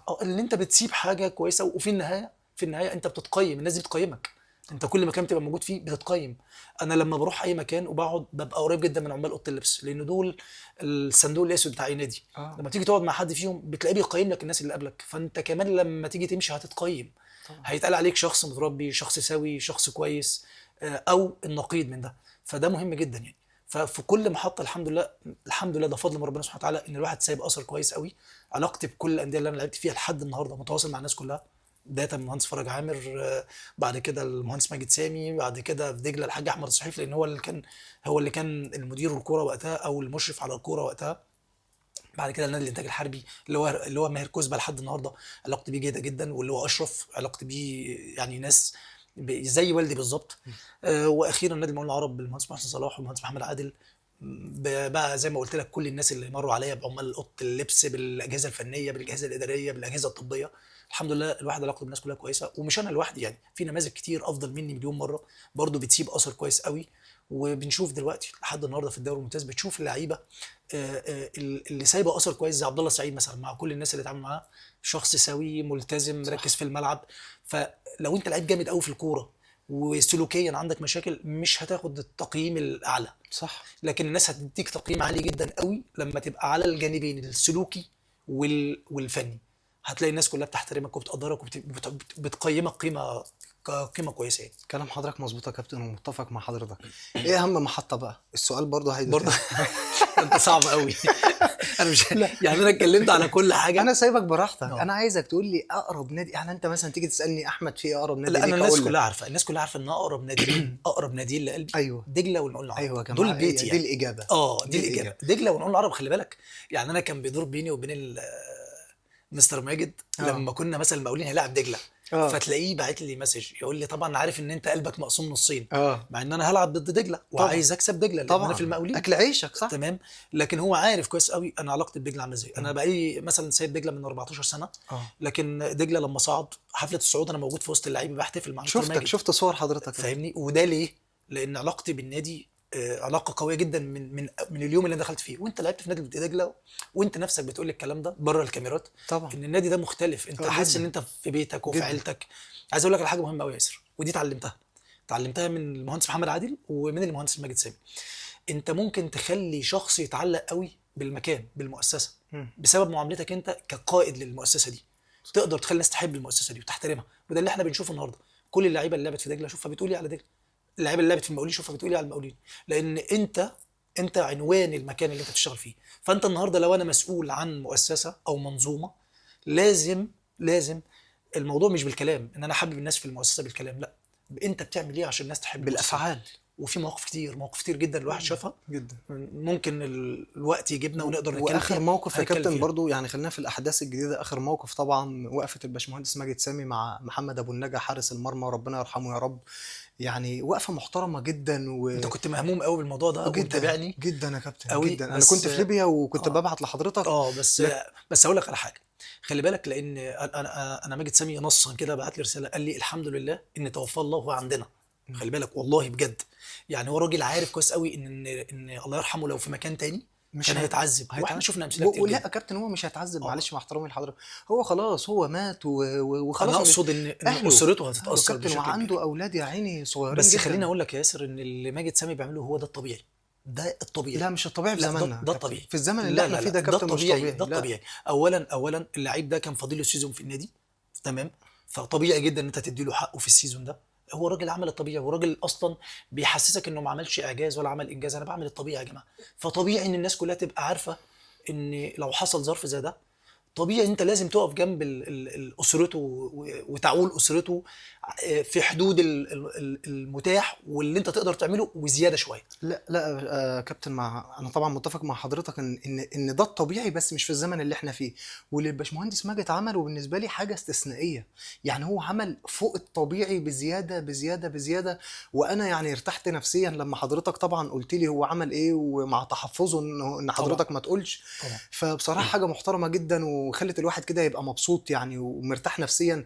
لان احنا كان ممكن نكون مكان ابو النجا ده. طبعا يعني كان طبعا. ممكن احمد ياسر يكون مكانه، كان ممكن حسن هشام يكون مكانه. ولادي هيعملوا ايه، او لا قدر الله حضرتك ولادك هيعملوا ايه. ويمكن انت عديت الفتره باخر 3 4 شهور بفتره صعبه جدا الناس اه ما تعرفهاش. طبعا انت وانت عشان انت قريب مني فانت عارف عديت الفتره. بفتره صعبه جدا. اصل احنا الحمد لله. بنتكلم يا كابتن كلام ممكن يكون يقول لك ايه ده احمد ياسر، يعني بيقول لك انا كان ممكن اكون مكانه. على فكره يا جماعه الكابتن حسن آه، جاله كده يعني حاجه كده في الكبد، وانت كنت تعبان جدا يا كابتن. الحمد فاحنا لله. لما بنقول احنا كان ممكن طبعا. نكون مكانه، فعلا احنا اوريدي كان ممكن نكون هو مكانه. البني ادم ضعيف يا ياسر، البني ادم اه لحظه في ثانيه ممكن ما تلاقيش نفسك. والحمد لله الحمد لله انا من بدايه الكوره وانت كنت عايش معانا ومع الجيل بتاعنا، احنا اصلا كنا مهتمين قوي بالجوانب الانسانيه قوي. جدا جدا. يعني حتى مش في النادي عندنا بس، بره النادي عندنا زمايلنا في الدرجات الادنى دايما لما كان بيحصل اي حد عنده مشكله الناس تقفوا بتتواصل معاه معانا تقفوا معاه. لان في النهايه احنا مؤسسه واحده ومنظومه واحده. طبعا. فالطبيعي ان احنا كلنا نبقى جنب بعض. صح. لو انت فاكر يا ياسر لما كنا في دجله وطلعت انا وكابتن محمد مكي في التلفزيون واتكلمت، انا اقترحنا اقتراح ان احنا نخصم من كل لاعب لو 1% من قيمه عقده، وده يروح لمكان او جمعيه يتم انشائها. سيبك من الجمعيه الحاليه لان انا مش شايف اي ادوار ليها. مم. في لعيبه بتموت وفي لعيبه بتعمل عمليات ومحدش بيتكفل بيها. صح صح. فكنت بقول ان يتعمل جمعيه من بدري، الكلام ده بقاله اكتر من 15 سنه. يتعمل جمعيه للعيبه، وكل لعيب في الدوري الممتاز وفي المحترفين. النهارده عندك 20 نادي في المحترفين وبقى في عقود جيده في المحترفين. اه لا ما لو شاء كل الله لاعب اتخصم دلوقتي. من عقده 1%، انت لو بتاخد مليون جنيه هتخصم منك 10000 جنيه ولا حاجه. ولا حاجه. لكن في النهايه هتلاقي رقم، لان انت عندك كام نادي في الممتاز؟ 21 نادي، وعندك تحت في المحترفين 20 نادي. فبتتكلم في 40 نادي او 41 نادي في 30 لاعب، بتتكلم في حوالي 1200 لاعب. رقم فرقم رقم. كبير اه جدا. فشوف هيديك مبلغ عامل ازاي. بس طبعا دي لها شروط، طبعا لها شروط ولها ضوابط. ومين يدير الجمعيه دي، ويبقى في ناس مسؤوله عن الحالات اللي بتيجي. فانت تقدر تعمل ده. بس انا لما جيت تواصلت مع لعيبه كتير وقتها وكلمت لعيبه كتير، قعدت 3 4 سنين في الموضوع ده، لقيت كسل رهيب من جميع اللعيبه. مم. وسبحان الله اللعيبه اللي كانت بتكسل او كان بيبقى كابتن فرقه وباجي اتكلم معاه في الموضوع ده وبعد كده الاقيه بالبلدي كده نفض. بيخلع لا تمر الايام ويقع هو في ازمه، والله زي ما بكلمك كده. ويرجع. تمر الايام ويبطل كوره ويقع في ازمه ويبقى هو محتاج لده. اه انت فاهمني؟ فانا اللي انا عايز اقوله ان انت النهارده انت مطمن لان انت بيدخل لك دخل، لكن بكره ممكن يحصل لك ظرف ايوه كارثي ما تعرفش تقوم منه. يا كابتن. غير كده احنا بنتكلم في واقع احنا عايشينه. يعني ابو النجا ده ربنا يرحمه مساهم في كل مباريات الصعود بتاعت وادي دجله. طبعا. فجاه وعامل ارقام هايله. جدا. يعني طموحه بيعلى وهصعد دوري ممتاز. كل واحد فينا ياسر، خلي بالك يا اه ياسر، كلنا اصلا في حياتنا عايشين. انت عندك طموح لكام سنه قدام. اه ده طبيعي يعني. وانت مش عارف هتعيش بكره ولا برافو لا. عليك. انت مش عارف انت امتى بالبلدي كده على رأي فادي نجاح امتى الفيشه هتتشد. صح. انت مش عارف الفيشه هتتشد كلام امتى. حضرتك مظبوط والله اه يا والله كابتن. ف... فعشان اقفل الحته دي بصراحه وقفه محترمه جدا من الباشمهندس ماجد سامي. وبيعجبني تعامل الباشمهندس خارج الكوره انسانيا. هو يعني انسان. هو انسان لان انا انسانيا. كمان بص انا مش يعني هو ما بيحبش الكلام في الحاجات دي والله العظيم بجد. هو شخص بيتضايق جدا من الكلام في الحاجات دي. بس انا عشان في مواقف كنت قريب منه فيها وكنت ببقى قاعد معاه وشايف اللي بيحصل. بيعمل حاجات مش منطقيه. اه انا ما ينفعش اتكلم فيها عشان ما اضايقهوش. لا لا ما بس بيعمل تتكلمش. حاجات مش منطقيه. انسانيا. مش منطقيه. مم. وعايز اقول لك على حاجه، في ناس كتير قوي بتقول ايه السر في ان ماجد سامي بيحبك قوي كده وانت بتحب ماجد سامي قوي كده يعني. مم. احنا خلي بالك لو تفتكر لما كنا في دجله وكان ايامها كان المهندس عهدي اسكندر هو اللي كان فاكره فاكره. فاكر لما قال لك اللعيبه شفت بقى الاحترام بقى، اه اللي عايز يخصم من فلوسه لما جت الكوره وقفت في مصر، اه اللي عايز يخصم يخصم واللي مش عايز يخصم ما يخصمش. ففي لعيبه قالت هتنزل على 5% من عقدي، وفي ناس قالت 10% من عقدها. مم. انا في الوقت ده لو تفتكر لما ماجد سامي اجتمع بينا في فيلته في ترناوت، وقعد مع كل اتنين مع بعض. مم. فلما جيت قعدت معاه كنت انا ومحمد عبد الواحد اللي قاعدين معاه، انا فاكر اليوم ده. اه كان قاعد كده في المطبخ وبيعمل شاي، هو اللي بيعمل لك شاي بنفسه للعيب اللي بيدخل. قمه في التواضع، اه قمه في التواضع. فقال لي انت عارف انا عامل الفيلم ده كله ليه؟ فقلت له ليه؟ قال لي انت منين؟ قلت له أنا من كفر الشيخ. قال لي ده انا ابويا من كفر الشيخ، وقعدنا نهزر. قال لي انت عارف انا عامل الفيلم ده وكل اتنين يجوا يقعدوا وكده ليه؟ قلت له ليه؟ قال لي عشان الموقف اللي انت عملته في دجله، فانا عايز اعرف انت عملت كده ليه؟ فانت عارف يا ابو واحد؟ فابو واحد قال لا مش عارف. قال له لما اللعيبه جت اللي قال لي هتنزل 5% و10%، انت اتنازلت عن كام يا مو؟ قال له 10%، كانه اكتر حد اتنازل يعني 10% يعني. وفي ناس ما اتنازلتش، وفي ناس نزلت عن 5%. فكنت انا واخد 50% من عقدي، فقلت للمهندس عهدي قال لي عايز تنزل عن كام؟ قلت له انا خدت 50% من عقدي وهتنزل عن 50% الباقي. فاتصدم، فقال لي لا بتكلم بجد؟ قلت له اه. قال لي هتمضي على كده؟ قلت له اه، ما انا جاي اقعد معاك عشان همضي على كده.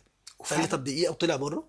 ما اعرفش بقى اكلم مستر ماجد ولا لا. المهم هو طلع 4 5 دقايق ودخل تاني. انا اول مره اعرف الكلام ده اه والله. والله. يعني فقال انت لي اول مره هتمضي؟ تحكي لي قال لي الكلام. هتمضي؟ قلت له اه همضي. مضيت على 50%. اه والله نزلت. قلت له مش عايز انا خلاص خدت حقي وزياده، لان الدوري كنا لعبنا حوالي 12 مباراه اعتقد. اه فقلت له مش هاخد الفلوس دي. فهو قال لي انا عايز اعرف بس رقم كبير قوي يا كابتن بصراحه. رقم كبير، بس مش من حقي، انا ما تعبتش فيه. فاهمني؟ ماشي، بس برضه هو قرار الدوري يتلعب بس ولا لا؟ مش بس قرارك. هقول لك حاجه يا ياسر. انت اتعاملت في دجله، عمرك شفت الناس دي اكلوا جنيه على حد؟ لا بصراحه. طب الناس دي بيتعاملوا مع الناس كلها باحترام، هو يعني حرام يشوفوا نموذج بيتعاملوا معاهم برضه باحترام؟ لا هو انت مش فانا اتعاملتش باحترام، انت لا اتعاملت بحاجه استثنائيه. لا وخد دي بقى. حاجه استثنائيه وخد يعني. دي بقى، وانا ما اعرفش الموضوع ده يعني. خد بعد ما قال لي، انا طبعا رديت عليه رد، هو رد مش عارف هو ينفع اقوله ولا لا، بس يعني مش عايز اقوله يعني. بس في النهايه ممكن اقوله يعني. قلت له انتوا ناس بتتعاملوا معانا بمنتهى الاحترام، فبتعبر عن دينك، فانا كمان بعبر عن، انا برضو برضو راجل راجل مسلم، فحرام ان انا اخد فلوس مش من حقي. فزي ما بشوف منك احترام، فطبيعي ان انا اقابل احترامك ده باحترام. هو ده كان اجابتي عليه. ومن وقتها علاقتي انا وماجد سامي بقت علاقه اخ كبير باخو الصغير، او اب بابنه، او صديق بصديقه. ان مم. انا بتكلم معاه في حاجات كتير جدا. صحيح. لو بنقعد انا وممكن اكتر من ساعه نقعد نتكلم، هو ممكن يفضي لك نفسه ويتكلم معاك. فشخص من الشخصيات اللي انا متاثر بيها جدا. مم. وفي نفس السيزون ده كل اللعيبه واحنا في بلجيكا اخذت فلوسها الا انا. فانا كده كده عارف ان انا مش هاخد الفلوس، ما انا اه خلاص نزلت عن 50% من عقدي. اه فباخد المينيمم سالري بتاعي في بلجيكا اه وخلاص، اللي هو وراضي بيه. كان كلنا بننزل لنا، برافو كان عليك. كلنا. فانا راضي بيه خلاص. نرجع. راضي بايه؟ انت كنت كل يوم تروح تصرفه في الشوبينج وتيجي. واخد واستلف منكم. راضي بايه يا جماعه؟ اقسم بالله كلنا رجعنا بفلوس من بلجيكا الا الراجل. رجع مديون. يا كابتن حسن بجد انت كنت بتشتري هدوم كتير قوي. بصراحه. كل يوم اطلع من البلكونه ابص الاقيه جاي من شارع الشوبينج مش من شارع. وعامر صابر ما كانش بيشتري الا بنيات بس. كله مشتري طقم بني. بص اقول لك كانت ايام جميله قوي. جميله كانت ايام طبعا. جميله قوي. المهم رجعنا مصر. رجعنا مصر. فشوف بقى العظمه بقى والجمال بقى بتاع الناس دي يعني. كان مستر ياسر ابو سعده هو المسؤول عن الموضوع عارف ده. عارف شخصيه كنت محترمه انا جدا. كنت انا ولاعيب كمان اللي بقى لنا اللي ما خدناش فلوس. فانا عامل حساب ان انا خلاص مش هاخد الفلوس دي. خلاص ما انت اوريدي اتنازلت اتنازلت عنها. خلاص. وصاحبي التاني ده كل شويه يزن عليهم عشان ياخد الفلوس، فطلعوا له فلوسه، وانا الوحيد اللي ما اخدتش الفلوس. رجعت مصر اتفاجئت بايه بقى؟ ان في ناس اتخصم منها 5% و10% اللي هم وافقوا عليها. اللي هم موافقين. انا اتفاجئت ان انا ما اتخصمش مني جنيه، ادوني فلوسه كلها. فيا جماعه قال لك لا هتاخد الفلوس كلها. مستر ماجد قال هياخد فلوسه كامله ومش هتخصم منه جنيه. وكمان رجع لي فرق ضرايب بعدها بشهرين ثلاثه، كلموني تاني تعالى في فرق ضرايب، انت بتعرف عارف ان في بره بيدوك فرق ضرايب. ايوه ايوه. راحوا باعت لي قال لي ليك فرق ضرايب، تعالى خد، وطلعوا لي رقم تاني الفرق الضرايب ده. فلما اتعامل معايا في الموقف ده، هو حس انه بيتعامل، هو بقى قيمك من خلال الموقف ده. هو شاف بقى كابتن منك حاجه بصراحه وانا يعني. عملت ده والله، عملته بمنتهى الحب، وهو اصلا ما كانش فارق معايا. وبمنتهى القناعه. انت مقتنع. انا بعمل ده ومقتنع ان انا ده مش حقي. فلو هم عملوا كده وادوني ده، فده تفضل منهم وكرم منهم يعني. فده اللي انا شفته وقتها يعني. وده اللي خلاني كمان بقى متعلق بالنادي ده بشكل. وسبحان الله كابتن متعلق بالنادي ده. خلي بالك يعني مثلا ماجد سامي ليه موقف لذيذ قوي يعني. شاف ولد ناشئ لابس شوز مقطوع، الدنيا اتقلبت في النادي، اتقلبت حرفيا في النادي. في دجله. والله العظيم اتقلبت. خلي بالك انا لما بقعد معاه واتكلم معاه في حاجات هو مش فاكر اصلا. لا اه والله. والله العظيم بحس ان الزهايمر عنده يعني بحس ان هو مش مركز في الحاجات، لانه من كتر ما بيعمل حاجات كويسه ايوه. هو مش مركز في الحاجات دي. لا وبرضه كان الله في عونه، التزاماته كتير وضغوط ويعني. لا ده انت ما تحسش بده خالص. يعني شوف هو التزاماته عامله ازاي، وانت تقعد مع حد بسيط متواضع. احنا كنا قريب في المدرسه اللي هو انت عارف هو دلوقتي في مشروع بيحضر له مشروع كبير قوي يعني. مشروع ايه؟ المشروع ده زي نظام يعمل مدرسه، فاكر انت آه، ايام زمان كان في حاجه اسمها مدرسه الموهوبين. اه. هو دلوقتي بيعمل حاجه بس طبعا بنظام مختلف بقى، يعلمهم لغات ويجهزهم ويجيب لهم كل الادوات عشان يطلع لعيب يقدر يحترف بره في سن صغيره. مم. وهيبدا مثلا ب 20 لاعب، 20 ولد في الاول. فخد حوالي 83 مدرسه مكونه من حوالي 72 الف طالب في منطقه. انا بحاول اجمع لان انا نزلت معاه اوريدي، اه. وفي لعيبه كتير نزلت معاه. رحت بقى معاه وشفت هو بيتعامل ازاي اصلا مع الناس في المدارس اللي بروحها. اه. يقعد على الارض وفول وطعميه، فطار كل يوم فول وطعميه هو متواضع متواضع. ما هو ده يا ياسر، ما هو خلي متواضع. بالك يا ياسر، النجاح اللي دجله فيه النهارده وده المفروض نتكلم عنه. الحاله اللي دجله فيها، الموضوع ما يبينلكش انت بتتكلم عن الراجل ده عشان انت بتحبه، لا هو راجل بيشتغل صح. صح. بعيد عن بقى انت تحبه او تكرهه او انت مالكش علاقه بيه، انت بتتكلم عن واحد بيشتغل صح. كلامك مظبوط. مشروع حقيقي متبنيه من بدري، زي مشروعه اللي كان قبل كده جي ام جي. وبعد كده بيدخل على مشروع تاني ينفذه في بلده في مصر، وياخد وقت، وبعد كده ينزل من الدوري الممتاز للدرجه الثانيه. كم رهيب من الانتقادات، صبر غير طبيعي. يجيب مدرب عنده 30 سنه، السي في بتاعه زيرو غريب قوي يا كابتن الاختيار ده، وينجح. معلش انا عايز غريب افهم، غريب قوي. الاختيار على الناس اللي مش جوه المطبخ، اه. اللي مش ماسكه الموضوع طب كويس. هم شافوا ايه طبعا عايز اوجه ليه التحيه طبعا من خلال المكان اللي احنا فيه. كابتن محمد الشيخ عامل اداء استثنائي في الدوري، هم شافوا فيه ايه؟ بص، هم اولا في مدير رياضي في النادي اللي هو ماريو. اه. ماريو انا اتعاملت معاه بشكل فيس تو فيس يعني كتير، في مواقف كتيره جدا يعني.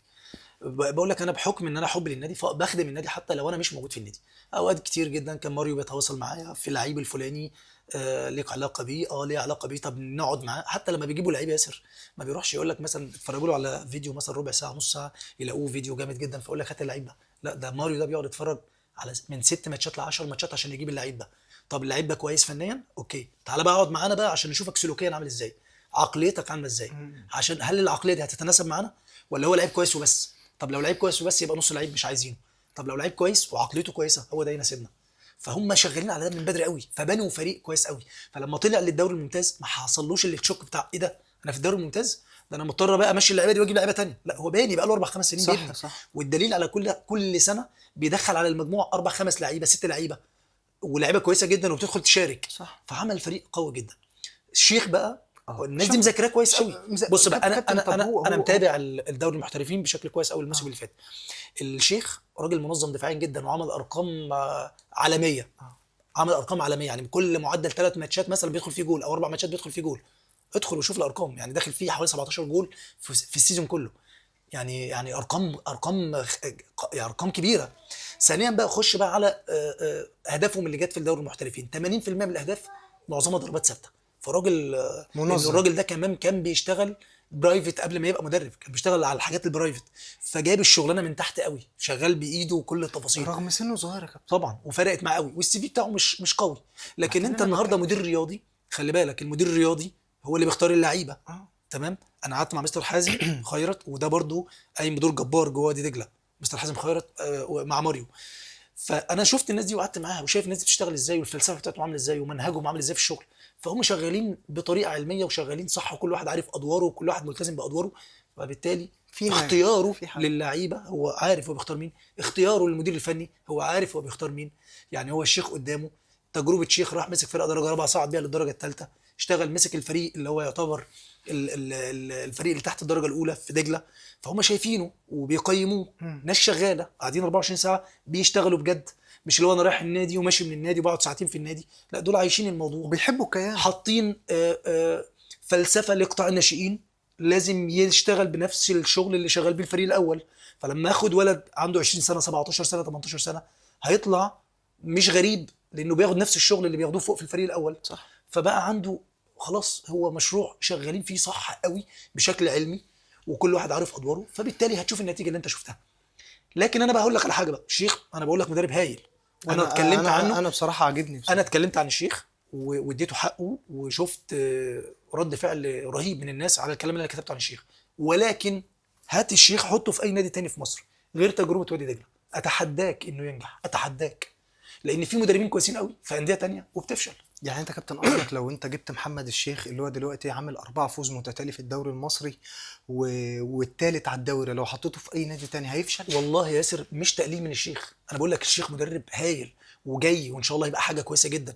لكن انا بقول لك اتحداك، والايام بينا، الايام بينا وهتقول. والحمد لله الواحد بيبقى عنده وجهه نظر بعد سنوات بتطلع صح في الاخر. آه، اتحداك ان تجربه الشيخ هتنجح زي ما نجحت في وادي دجله. لان انت كمدرب وانت شغال في نادي حاسس بالامان، في مسانده، في دعم، فانت عندك المساحه ان انت تبدع، تشتغل وانت مطمن، افكار جديده عايز تطبقها. مش هغلط في الماتش ده فهيمشوني. ده انت لو هو عارف ولاعيبته عارفه ان لو وقع 3 4 5 6 ماتشات ورا بعض هو كده كده مكمل. هو مكمل انت مكمل.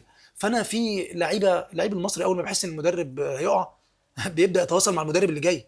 انت لا ده حصلت قدامي بقى، انا بقول لك بقى. اقسم فانت بالله النهارده العظيم، انت اقسم النهارده بالله حصلت كاداره قدامي. كاداره بتدير الموضوع بشكل صح. فانت النهارده عارف ومدرك نوعيه اللعيبه اللي معاك في مصر عاملين ازاي، افكارهم وعقلياتهم عامله ازاي. فانت قافل عليهم الباب، مدي مساحه للمدير الفني ان في امان واستقرار وفي دعم وفي مسانده. فهتشتغل وانت مطمن، فهيبقى عندك مساحه للابداع. فاتس اوكي. ده اللي بيبان بقى، ده اللي بنشوفه ده النهاردة. النتيجه اللي ظهر بس فيها وادي دجله. وخلينا نشوف لو الشيخ ربنا كرمه خد تجربه تانية، نبقى انا وانت نبدا نتكلم في الموضوع ده تاني هنتكلم ان شاء الله. كنت عاوز اخدك لان انت طرحت كابتن مشكله كبيره جدا حصلت، يمكن انا قدامي كنت في نادي يعني في الدوري الممتاز واحنا كلاعيبه عارفين ان المدرب هيمشي. جه لعيب كابتن الفرقه هو واحنا قاعدين في الساونا قال لك كابتن فلان فلان جاي بكره، انا اتكلمت معاه امبارح بالليل. انت شايف ان دي حاجه صح؟ وجهه نظري. ها؟ لا انا شايف ان ده مش صح خالص. احنا مشكلتنا في مصر يا ياسر كلنا انا بلا استثناء، يعني ما بخصش حد، ان احنا بنقوم بادوار غير ادوارنا. انت دورك لعيب كوره، انا دوري كلاعب كوره جاي النادي اشتغل الشغل بتاعي كلاعب كوره في الملعب. في ادوار تانية، ومورينيو من اعظم المدربين في العالم اتكلم عنها، عن ادوار لعيبه في اوضه اللبس كباتن، حتى لو مش بيحمل الشاره ده دوره. انا عشت التجربه دي مع كل المدربين اللي انا اتمرنت معاهم، كان بيبقى ليا ادوار كبيره جدا جوه اوضه اللبس، لكن في الاطار. انا ما اخرجش عن حدودي. انا في الاخر اوضه اللبس زمايلي، مشاكل زمايلي اللي هي نجاحهم نجاحي، فشلهم فشلي. فانا اوضه اللبس داخل اطار اوضه اللبس، لكن اطلع بره اطار اوضه اللبس واشوف مين اللي جاي ومين اللي هيدخل والمدرب ده، لا انا ضد ده خالص. انا ضد ده. طب حضرتك يا كابتن شايف لما كابتن فريق ياخد صلاحيات كبيره جدا في نادي طبعا مش جمهوري، صلاحيات كبيره جدا ان هو يقدر يمشي حسن الشامي ويجيب احمد ياسر ويمشي الكابتن حلمي طولان ويقدر يجيب مدرب تاني، هل ده الاداره السبب في كده ولا هو اللي عمل كده؟ لا بص، عشان ما تدمجش الموضوع في بعضه، انا مع ان انا ادي لكابتن الفرقه صلاحيات، لان كابتن الفرقه بيعمل ثانيه اكمل كلام. لدرجه الصلاحيات دي؟ ثانيه خلينا اكمل كلام عشان ما تدمجش الموضوع في بعضه. فكره صلاحيات لكابتن الفرقه انا معاها جدا، ادي صلاحيات لكابتن الفرقه اوقات كتيره جدا جدا جدا تون كابتن الفريق لو هو شخص مؤهل. شخص مؤهل يعني ايه شخص مؤهل؟ ومش اي حد يلبس الشغل. صح. لو هو شخص مؤهل سوي بيعرف يتعامل مع اللعيبه، مصلحه اللعيبه قبل مصلحته، عامل كنترول على اوضه اللبس، عارف ان اوضه اللبس ممنوع ان هي تخترق، ومحافظ على ده، انا اديله كافه الصلاحيات. تمام. يمشي ويجيب. اديله، لكن لا انا بكلمك بس في نقطه. طب فاهم الناس كافه الصلاحيات ايه دي الصلاحيات؟ اللي انا قلت لك عليها داخل اطار اوضه اللبس. لكن فكره ان الكابتن يطلع من حته اللعيب للاداري او لمدير الكوره، دي حاجه انا لا يا كابتن ده ارفضها تماما. يعني انا ضد يا ده. كابتن سؤالي واضح ان هو يمشي مدرب لا ويجيب طبعاً. مدرب. لا مش بتاعته يا ياسر. يمشي حسن مش ويجيب بتاعت ياسر، احمد. مش بتاعت لعيب يا ياسر، مش بتاعت لعيب. طب عشان دي- كده طب دي عشان لو كده حصلت؟ ده اللي عامل لك ازمه في ده يا ياسر، ان انت كنادي ما عندكش مدير رياضي. انت عندك مدير رياضي. النهارده بنشوف التجربه في الزمالك، مدير رياضي راح تعاقد مع لعيبه، انا عايز فلان وفلان وفلان، معاه كافه الصلاحيات جابهم. مدير رياضي في دجله هو اللي جايب اللعيبه. انت تعرف كده بنسبه 100%. ولسه مستر ماجد بيتكلم عن الموضوع ده عنده على الفيسبوك، ان مدير رياضي هو اللي بيختار اللعيبه. هو ملوش علاقه. مدير رياضي هو اللي بيختار اللعيبه. فالنهارده انا مشيت المدرب الصبح، انا عندي مدير رياضي هو اللي جايب اللعيبه دي.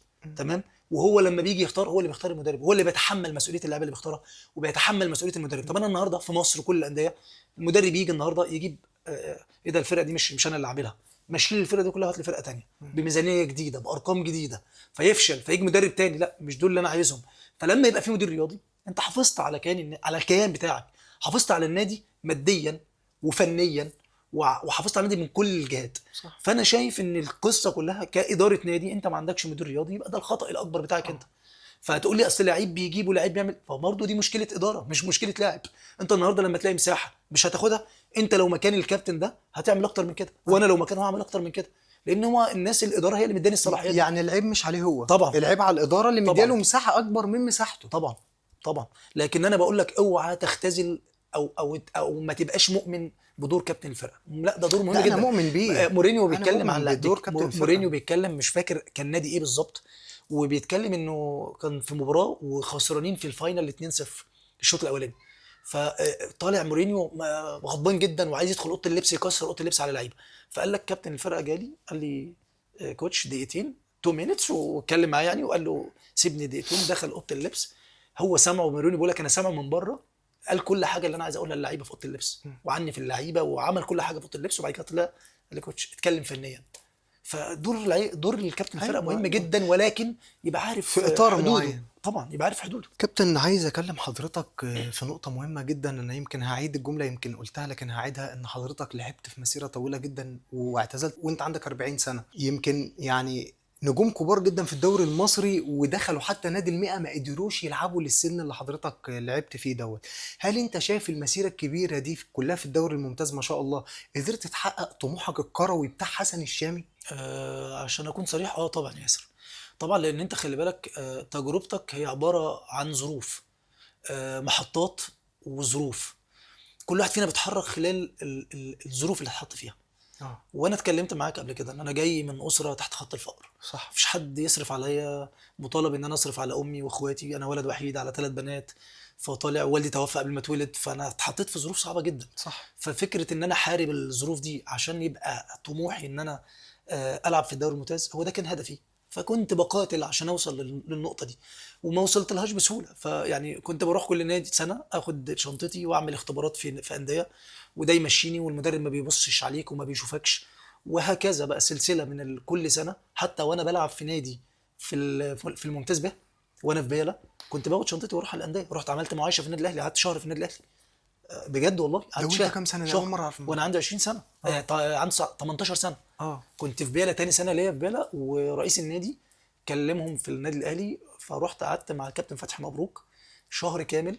كان لسه ايامها كان، لو تفتكر مباراه الكاس بين المقاولين والاهلي اللي شاد محمد وقف فيها جول، اه كنت انا في التوقيت ده معاهم، قعدت شهر معاهم. وكنت بلف على انديه كتير، ورحت الاولمبي، عملت فتره معايشه معاهم نادي الاولمبي.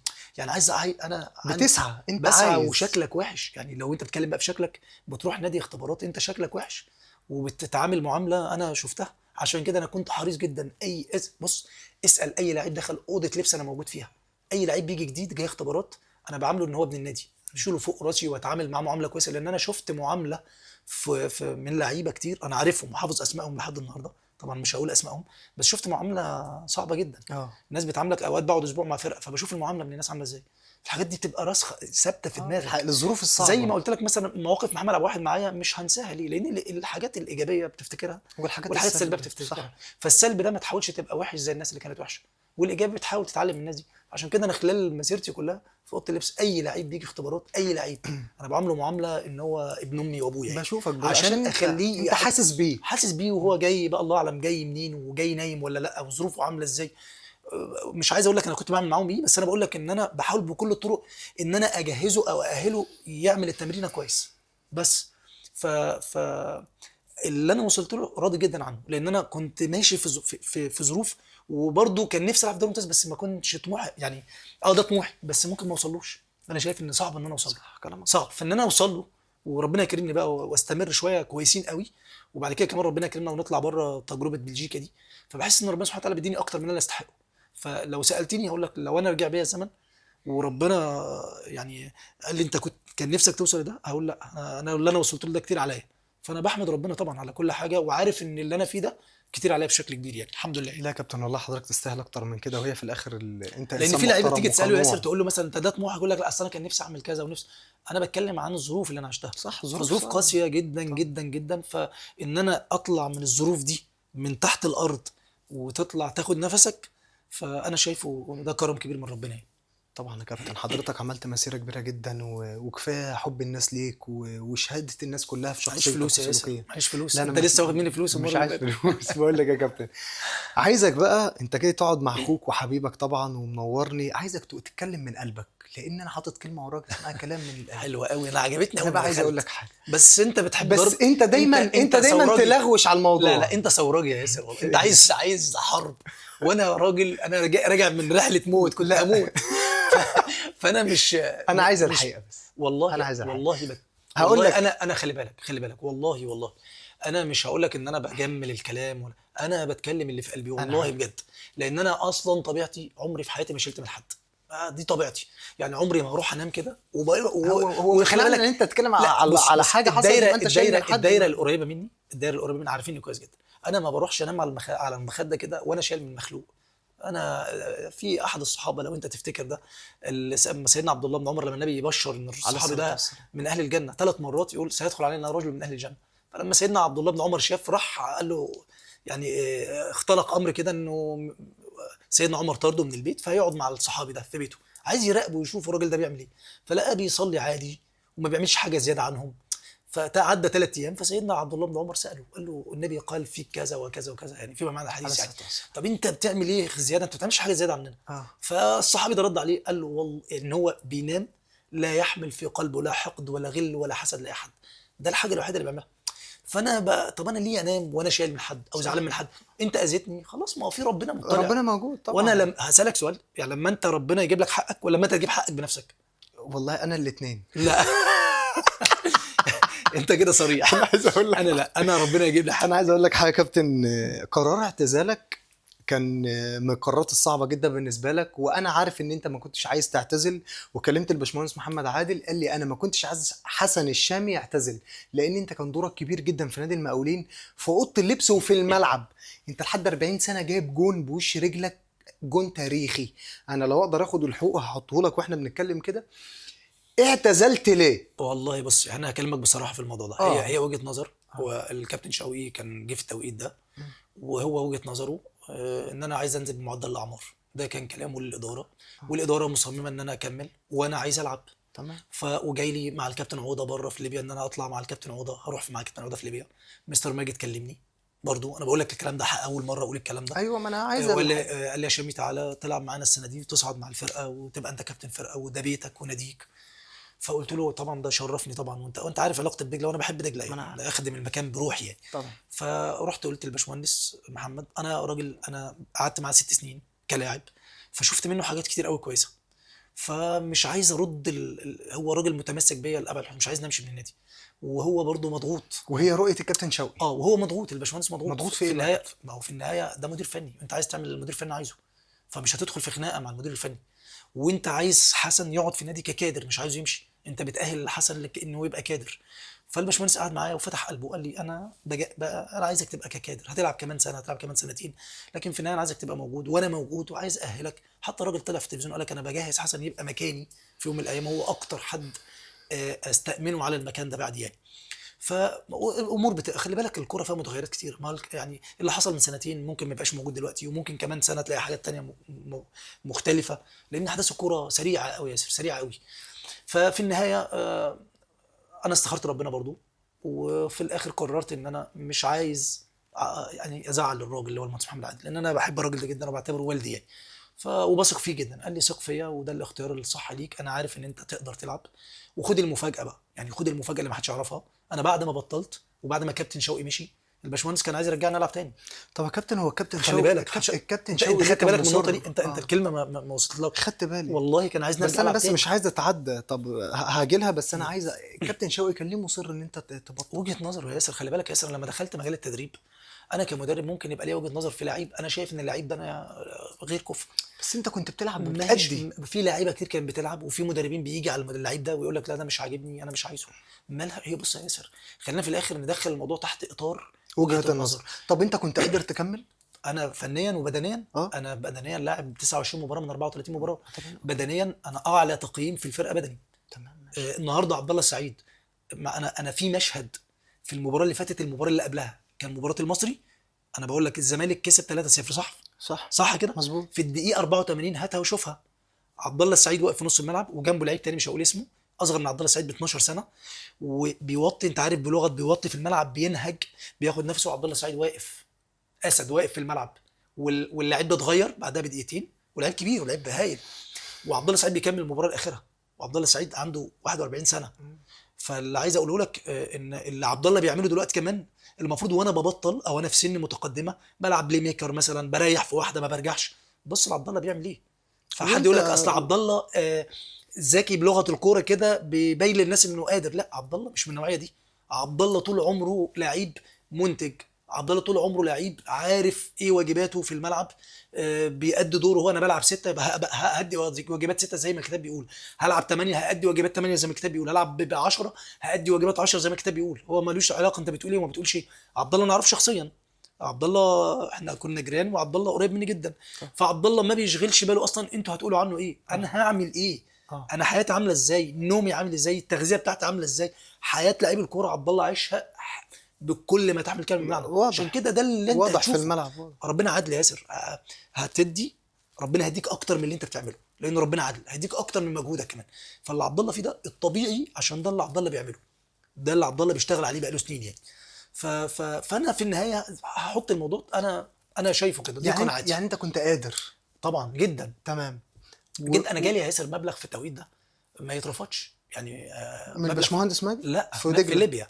وفي دجله في برضو ليبيا كانوا عايزينك. ودجله الباشمهندس كلمني زي ما قلت لك وانت في الاخر اقتنعت بكلام الكابتن. وخلي بالك انا مع ماجد سامي، انا مع ماجد سامي، اصل انا عارف ماجد سامي بيعمل ايه. يعني ماجد سامي مثلا راجل بيحب يصنع كوادر حتى لو في الملعب. يعني ممكن يقول لك مثلا عبد المنصف اكتر لعيب، اكتر حارس مرمى مثلا وقف، يعني كان سنه كبير وقف. كان ممكن حسن الشام يصعد مع الفرقه ويفضل يلعب تاني في الدوري الممتاز عشان يحطم ارقام. هو الراجل ده كده يعني، بيبص لها من الجانب اللي انا بعمل ارقام للنادي، وارقام وانسانيا ان انا اللعيب عندي هكبره وهصنع منه كادر. ففي حاجات انا مع الجانب ده بقى، مع النوعيه دي، مع نوعيه ماجد سامي في التعامل ده. عشان كده النهارده بص لعيبته اللي طلعت من النادي بيتعاملوا ازاي معاه. طب بص الهلال بقى ويعقوب وكل الناس اللي طلعت ومرعي والناس اللي وكريم حافظ وكل الناس اللي طلعت، شوف علاقتهم عامله بالراجل ده ازاي. عشان كده هو ده الراجل ده ساب فيا اثر، ان انا لو انا مسؤول في يوم من الايام، انا لازم، ده مهم جدا، لازم اتعامل مع الناس برحمه. لازم اتعامل مع الناس اللي انا شغال معاهم برحمه. سلوكي مع الناس ده هيخليهم يحبوا التراب بتاع المكان ده. وعشان كده النهارده لما تيجي تسالني هقول لك دجله بيتي، بحب المكان ده، بحبه غصب عني. طب مش انت مزاج. شايف يا كابتن شوقي اتعامل معاك برحمه؟ لو انا هشوف هقول لا، يعني هشوف ان هو الراجل، يعني عشان ابقى صريح معاك، عشان لا ما ايوه. تعاملش معاه برحمه خالص. هي وجهه نظر وانا احترمتها، لكن في النهايه لا انا شايف ان، اتظلمت. بص مش هقول حاسس ان اتظلمت، هو جه عليك. مش هقول اتظلمت، لان انا برضه هقول لك على حاجه ياسر. انا مش حابب اروح للحته دي. الموضوع ده عدى بقاله 3 سنين، وانا الحمد لله الحمد لله خلال 3 سنين متماسك جدا في الجزئيه دي، ولا عمري خرجت عن النص ولا هخرج عن لا النص، انت ما لان انا تخرجش عن لان النص، انا احنا بنقول الحقيقه. انا اتربيت على كده. طب انا اتظلمت من مدربين كتير، وانا خلاص انا مسامح لله وربنا هيجيب لي حقي. هو طبيعي، هي الدنيا فيها ظلم وفيها عدل. احنا مش في الجنه هيبقى في عدل بس، لكن هي انا بقول الدنيا لك فيها انا ظلم باخدها وفيها. انا باخدها تحت اطار، انا باخدها كده تحت اطار وجهه نظر، وانا راجل اشتغلت في التدريب، ولكن في حاجات انا بقى لازم احتفظ بيها لنفسي، لان انا شفت بقى تعامل فيس تو فيس وشفت حاجات، فبدا احتفظ بيه لنفسي بيني وبين ربنا. ان في النهايه زي ما قلت لك، انا مش هنام وانا شايل من حد او انا متضايق من حد. لا ربنا موجود خلاص، انت انا فوض امرك لله وخلاص. كابتن بص حسبي الله ونعم الوكيل. هو انت يا ابني اللي بطلت يا ابني؟ انت مشدود اكتر مني. زعلان يا كابتن والله. لا. لان لعيب بقيمتك، يعني انت ما شاء الله بتقول لاعب 29 ماتش في السنه الاخيره. يمكن انا حصل لي نفس الموقف بتاعك، كنت لاعب 29 ماتش وداخل على تجديد واتظلمت برضه ظلم كبير جدا. فالموضوع اثر فيها نفسيا. دلوقتي خلاص ربنا والله يا موجود ياسر وبتاع. انا ما زعلت على ان انا بطلت، والله انا زعلت على بعد كده. مم. يعني التجربه بعد كده، مم. انا زعلت على حاجات حصلت بعد كده. ايوه يا لكن في كابتن. التجربه نفسها، ما انت بطلت واشتغلت مع المدرب اللي بطلك. لا ما انا تجربه ان انا بطلت دي، والله العظيم، والله انا قلت الحمد لله وصلت ندمان يا استخارة. كابتن على القرار؟ يعني انت لو رجع بيك لا الزمن، لا لا لا, لا ثواني بس، لو رجع بيك الزمن تقول كده يا ربي لو يرجع بيا الزمن لا. كنت تروح دجله؟ بص هقول لك على انا حاجه.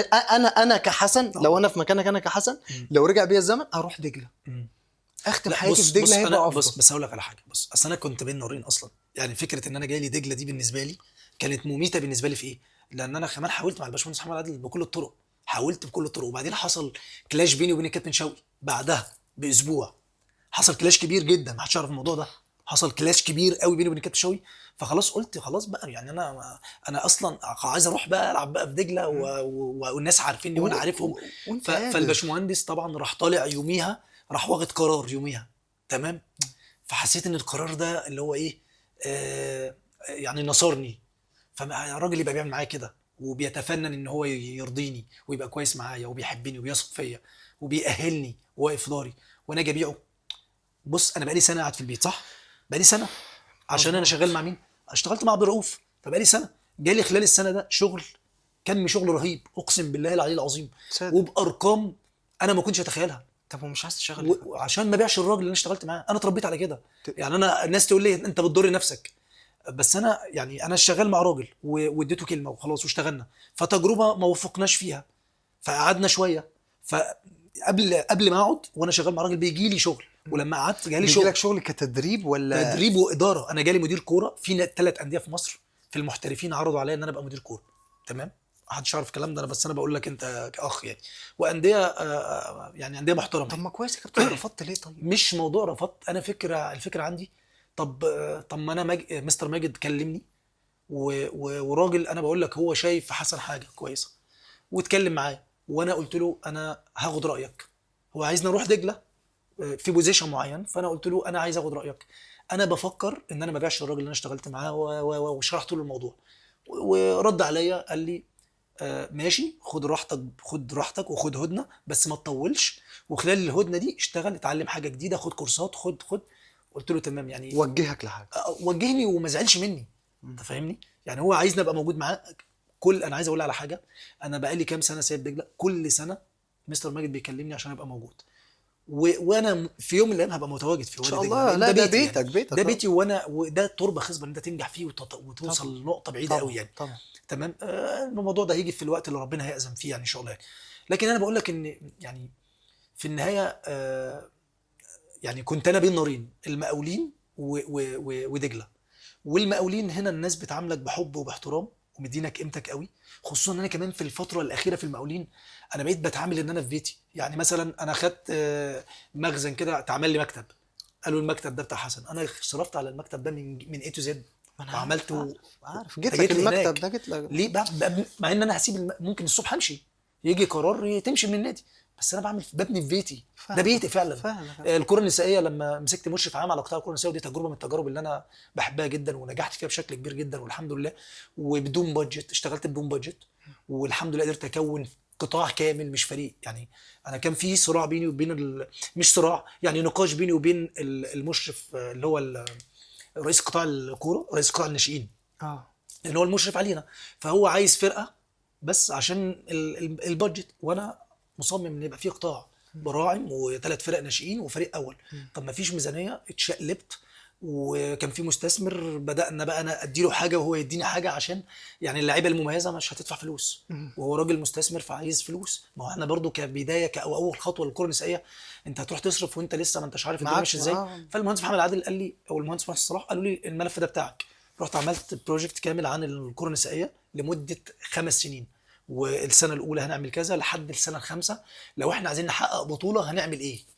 لان انا خلاص انا خدت دبلومه الاداره الرياضيه من الاتحاد الدولي. ايوه ايوه. فانت خلاص بتدرس مانجمنت وبتدرس ماركتنج وبتدرس فاينانس وبتدرس كل حاجه. صح. فانت بتطبق ده على التجربه. فالحمد لله التجربه نجحت بشكل كبير جدا.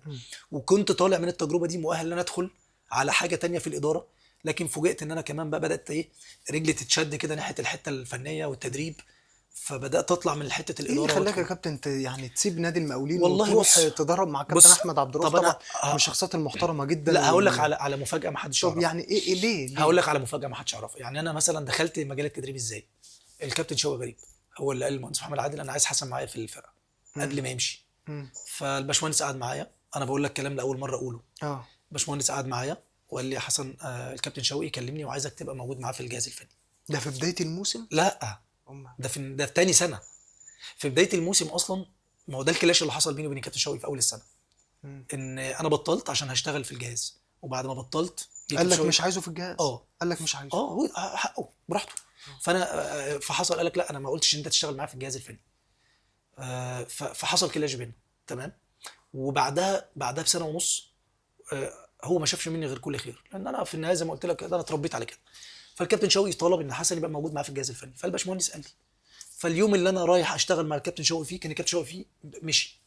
يعني اول يوم هنزل الملعب مع كابتن شوقي كان اعتقد يوم سبت، كابتن شوقي مشي يوم الجمعه بالليل، فما ما لحقتش.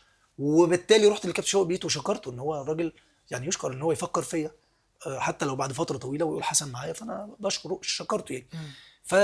فجه الكابتن شوقي مشي، فمين اللي هيمسك؟ كابتن طلعت محرم. فحسن كان هيجي مع كابتن شوقي، رغم ان انا في التوقيت ده باشمهندس محمد عادل حي يرزق. قلت له مش عايز اشتغل، مش عايز اشتغل فني. قلت له لا خليني في الحته الاداريه يا ابني، اسمع كلامي والسي في كويس ومع الكابتن شوقي. قلت له ماشي يا باشمهندس، بس انا مش حابب ادخل في الحته الفنيه، خليني زي ما انا في الحته الاداريه. فاسمع مني، ودي برضو ايه المانع انت تشتغل اداري وفني وهتضيف لك، والناس اللي اشتغلت اداري وفني ضافت لهم بشكل كبير. في النهايه لقيت نفسي اتسحبت للحته دي، دخلت في الفن. فدخلت في الحته دي. فبالتالي خدت مني، لان انا كنت هطلع من اشراف على قطاع الكره النسائيه، ممكن اروح في بوزيشن تاني في الحته الاداريه. إدارية. ولكن في النهايه دخلت التجربه دي، فبدات اخد رخص، فبدات استفاد بشكل كويس. فلا انا اي تجربه انت بتاخدها حتى لو ربنا هو اللي بيمشيك فيها بتستفاد منها بشكل كويس. كابتن ايهاب جلال الله يرحمه الله اشتغل يرحمه. مدير كوره، طبعا وبعد كده شخصية اشتغل ربنا مدير فني يرحمه. وبقى من اقوى شخصية محترمة المدربين في جدا. مصر يعني. كابتن حضرتك دلوقتي كحسن الشامي اشتغلت إداريا وفنيا. الفترة الجاية بقى انت مقرر ايه؟ انت دقت ده ودقت ده. انا الفتره بقى لي فتره قاعد اهو. ده اللي انت دقته. لا بقى لي كابتن فتره بجد. بقى لي فتره قاعد اهو. طموحك بقى الفترة الجاية هيبقى إداري ولا فني؟ ولا هتكمل مع كابتن أحمد عبد الرؤوف؟ ولا هترجع المقاولين؟ ولا هتروح دجلة؟ وأنا هقول لك وجهة نظري في الآخر برضه. والله بص يا ياسر، انا بص زي ما لسه بقول لك احداث الكوره سريعه. يعني انا مثلا بقى لنا فتره ما كانش في شغل، والاول ما جه شغل كنت انا بقى لي فتره بعاني. انت كنت عايش كنت معايا تعبان التجربه. جدا اه. كنت تعبان جدا والحمد لله انا لسه برضه في فتره الواحد بيتعافى يعني الحمد لله يعني. ف... فلما جه الشغل اعتذرت لعبد الرؤوف، لان مش يعني برضه في النهايه هو ماسك ايه الكابتن عبد الرؤوف؟ بلديه المحله. اه رجع لها تاني. رجع ان البلديه شاء تاني. الله يصعد يا معاهم رب ربنا يكرمه ان شاء ويتوفى. الله. هو شخصية محترمة جدا جدا جدا، كابتن أحمد عبد ومدرب الرؤوف. انا بقول لك مدرب كبير. عشان كده بقول لك نجاح الشيخ في دجله، انت مع مؤسسه وفرت لك كل الادوات للنجاح. عندك لعيبه بقى لها 4 5 سنين موجوده، عندك كل الادوات متوفره، رئيس النادي قريب منك، عندك مدير رياضي عايش الشغلانه بشكل كويس، صح مظبوط. مدير رياضي مدير نادي حازم خيرت عايش الموضوع قوي. فانت النهارده التجربه مؤهله للنجاح. أنا كنت عاوز أسأل حضرتك تقول لي إيه الفرق بين جمهور الأهلي وجمهور الزمالك؟ حلو السؤال يا ياسر. أنفع يعني؟ حلو والله. أنفع. والله هايل يا ياسر. عايز اقول لك على حاجه، انا قعدت مع ناس كتير والله، بس انا مبسوط ان انت بتتطور. ربنا لان يخليك. احنا برضه احنا بنقعد بره الكاميرات كتير مع ما بعض، طبعا. فبشوف في شغل كويس. ربنا يخليك يا كابتن. هايل والله. حلو الموضوع. قول لي بص بقى. انا شايف جمهور الزمالك عاطفي، الجمهور الاهلي واقعي. ده ملخص الجمهورين. الجمهور الزمالك عاطفي في ان ممكن اللعيب يغلط ويعمل كارثه، وجمهور الزمالك يتقبله عادي ويجي بعد ما يشاور للجمهور وينزل عادي. جمهور الزمالك عاطفي شويه. وجمهور الزمالك ممكن اكسب مباراه القمه مش عايز الدوري عادي، مش هضغط اللعيبه، مش هحط اللعيبه تحت ضغط. ده انا بقول وجهه نظري برضو بين ممكن تبقى صح وممكن تبقى غلط، بس ده اللي انا شايفه. يعني سالت لعيبه كتير لعبت في اهلي وزمالك وكانت بتقول لي وجهه نظرهم، بس انا كنت ببقى شايف وجهه نظرهم غلط لما شفت اللي انا بقى بقيمه انا دلوقتي واشوفه قدام عيني. لا جمهور الزمالك عاطفي جدا. لو كسب مباراه قمه بالنسبه له خد بطوله.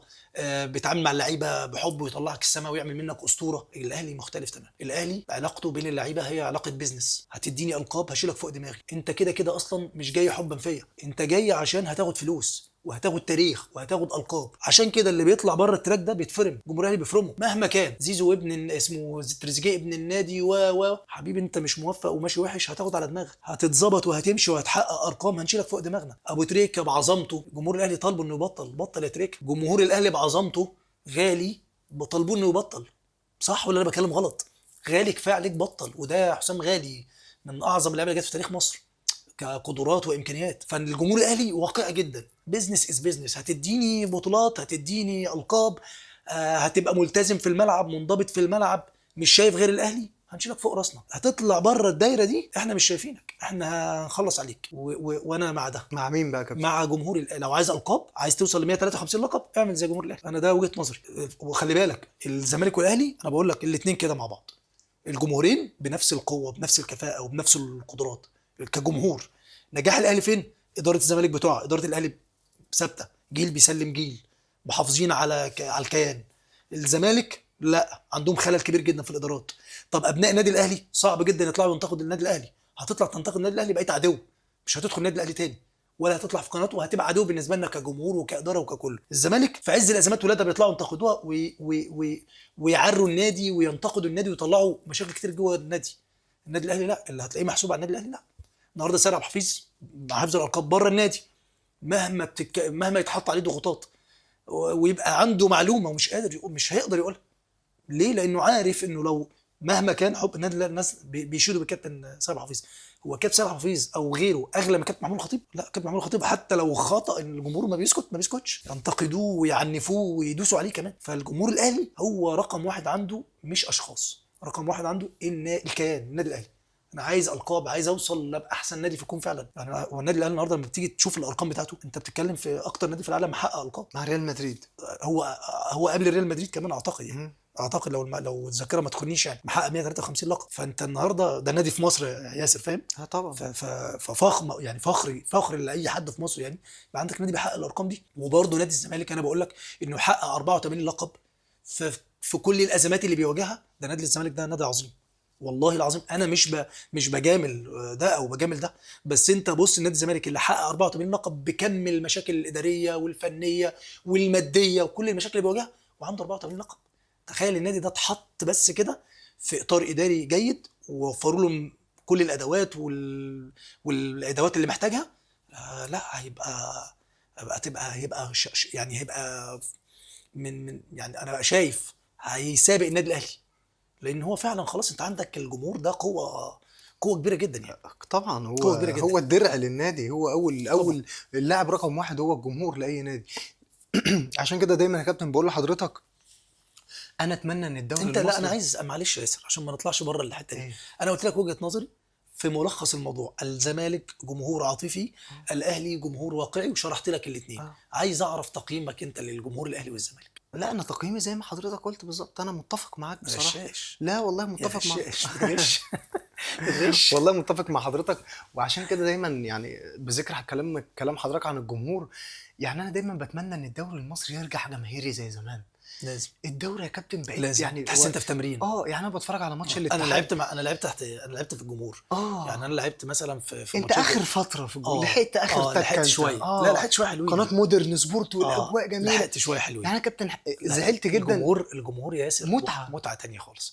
يعني انا مثلا في مباراه اهلي وسموحه، المباراه دي انتهت 2-2 والاهلي كان عايز بونت عشان ياخد الدوري. الجول بتاع احمد السيد في كورنر اللي في الدقيقه 13 وقت بدل الضايع، الحكم حسب 9 دقائق جابوا جول في الدقيقه 13 والماتش خلص 2-2 والاهلي خد الدوري. وعملت مباراه كبيره واتشتمت شتيمه من الجمهور مش عايز اقول لك. انت بتبقى كويس فالجمهور بتبقى بيلاقيك عنيف في الملعب، بتقاتل على كل كوره، ممكن حد من الجمهور يشتمك ولا حاجه. فالاجواء بتاعت الجمهور كانت عظيمه يعني. لعبنا في دوري، انت لعبت بره وشفت الجمهور، بتلاقي الاستاد متقفل. لعبنا في درجه تانية تمنوت، شفت الاستادات، بنروح الاستادات متقفله. فالجمهور هو حياته، هو الكوره. مفيش جمهور مفيش كوره. الجمهور كمان يعني هي اصلا الكوره اتعملت عشان ياسر، عشان الجمهور ده الناس تتبسط. يستمتع بيها. الكوره أيوة، اصلا الناس اتعملت، هي لعبه اصلا للمتعه. ففكره ان مفيش جمهور دي انت فاقد كتير قوي مميته قوي. مميته ويا والله. رب يكون ده نداء للدوله ان هي توفر كل السبل ان هي ترجع الجمهور يا تاني. كابتن هي خلي الناس بالك مش عايزه تروح اصلا، الدوله الجمهور موفره. فقد، لا، الدوله الجمهور موفره. فقد الثقه. لازم انت تجدد شغف الجمهور انه يحضر الماتشات. لازم يا ياسر. كابتن انا شفت خلي لقطه بالك من يا ياسر، يومين انا والله. هقول لك على حاجه. احنا دايما بنقعد نتكلم عن الكوره وان احنا عندنا مشاكل في التاسيس، تمام. احنا عندنا اصلا مشاكل اصلا في صناعه الكوره في مصر. انا بقول لك كل اللي بيطلعوا في الاستوديوهات والناس مع احترامي الكامل لهم يعني الا من رحم ربي، واللي بيتكلموا في التطوير هم اصلا ده مسؤولين في انديه ومسؤولين في يعني شغالين اصلا في الرياضه في مصر. يعني المفروض دول يبقى لهم دور انه ادوات التعديل تبقى معاكم، انتوا اللي تعدلوا وانتوا اللي تغيروا. لكن النهارده الكوره هي عبء على الدوله اصلا. يعني النهارده مش كل الانديه النهارده مستنيه الدعم من الدوله ومستنيه الدعم من اتحاد الكوره. ما انت عبء على الدوله يا جماعه. دي بقت صناعه والناس بدات بتستفاد منها، وفي اقتصاد دول قائم على كره القدم.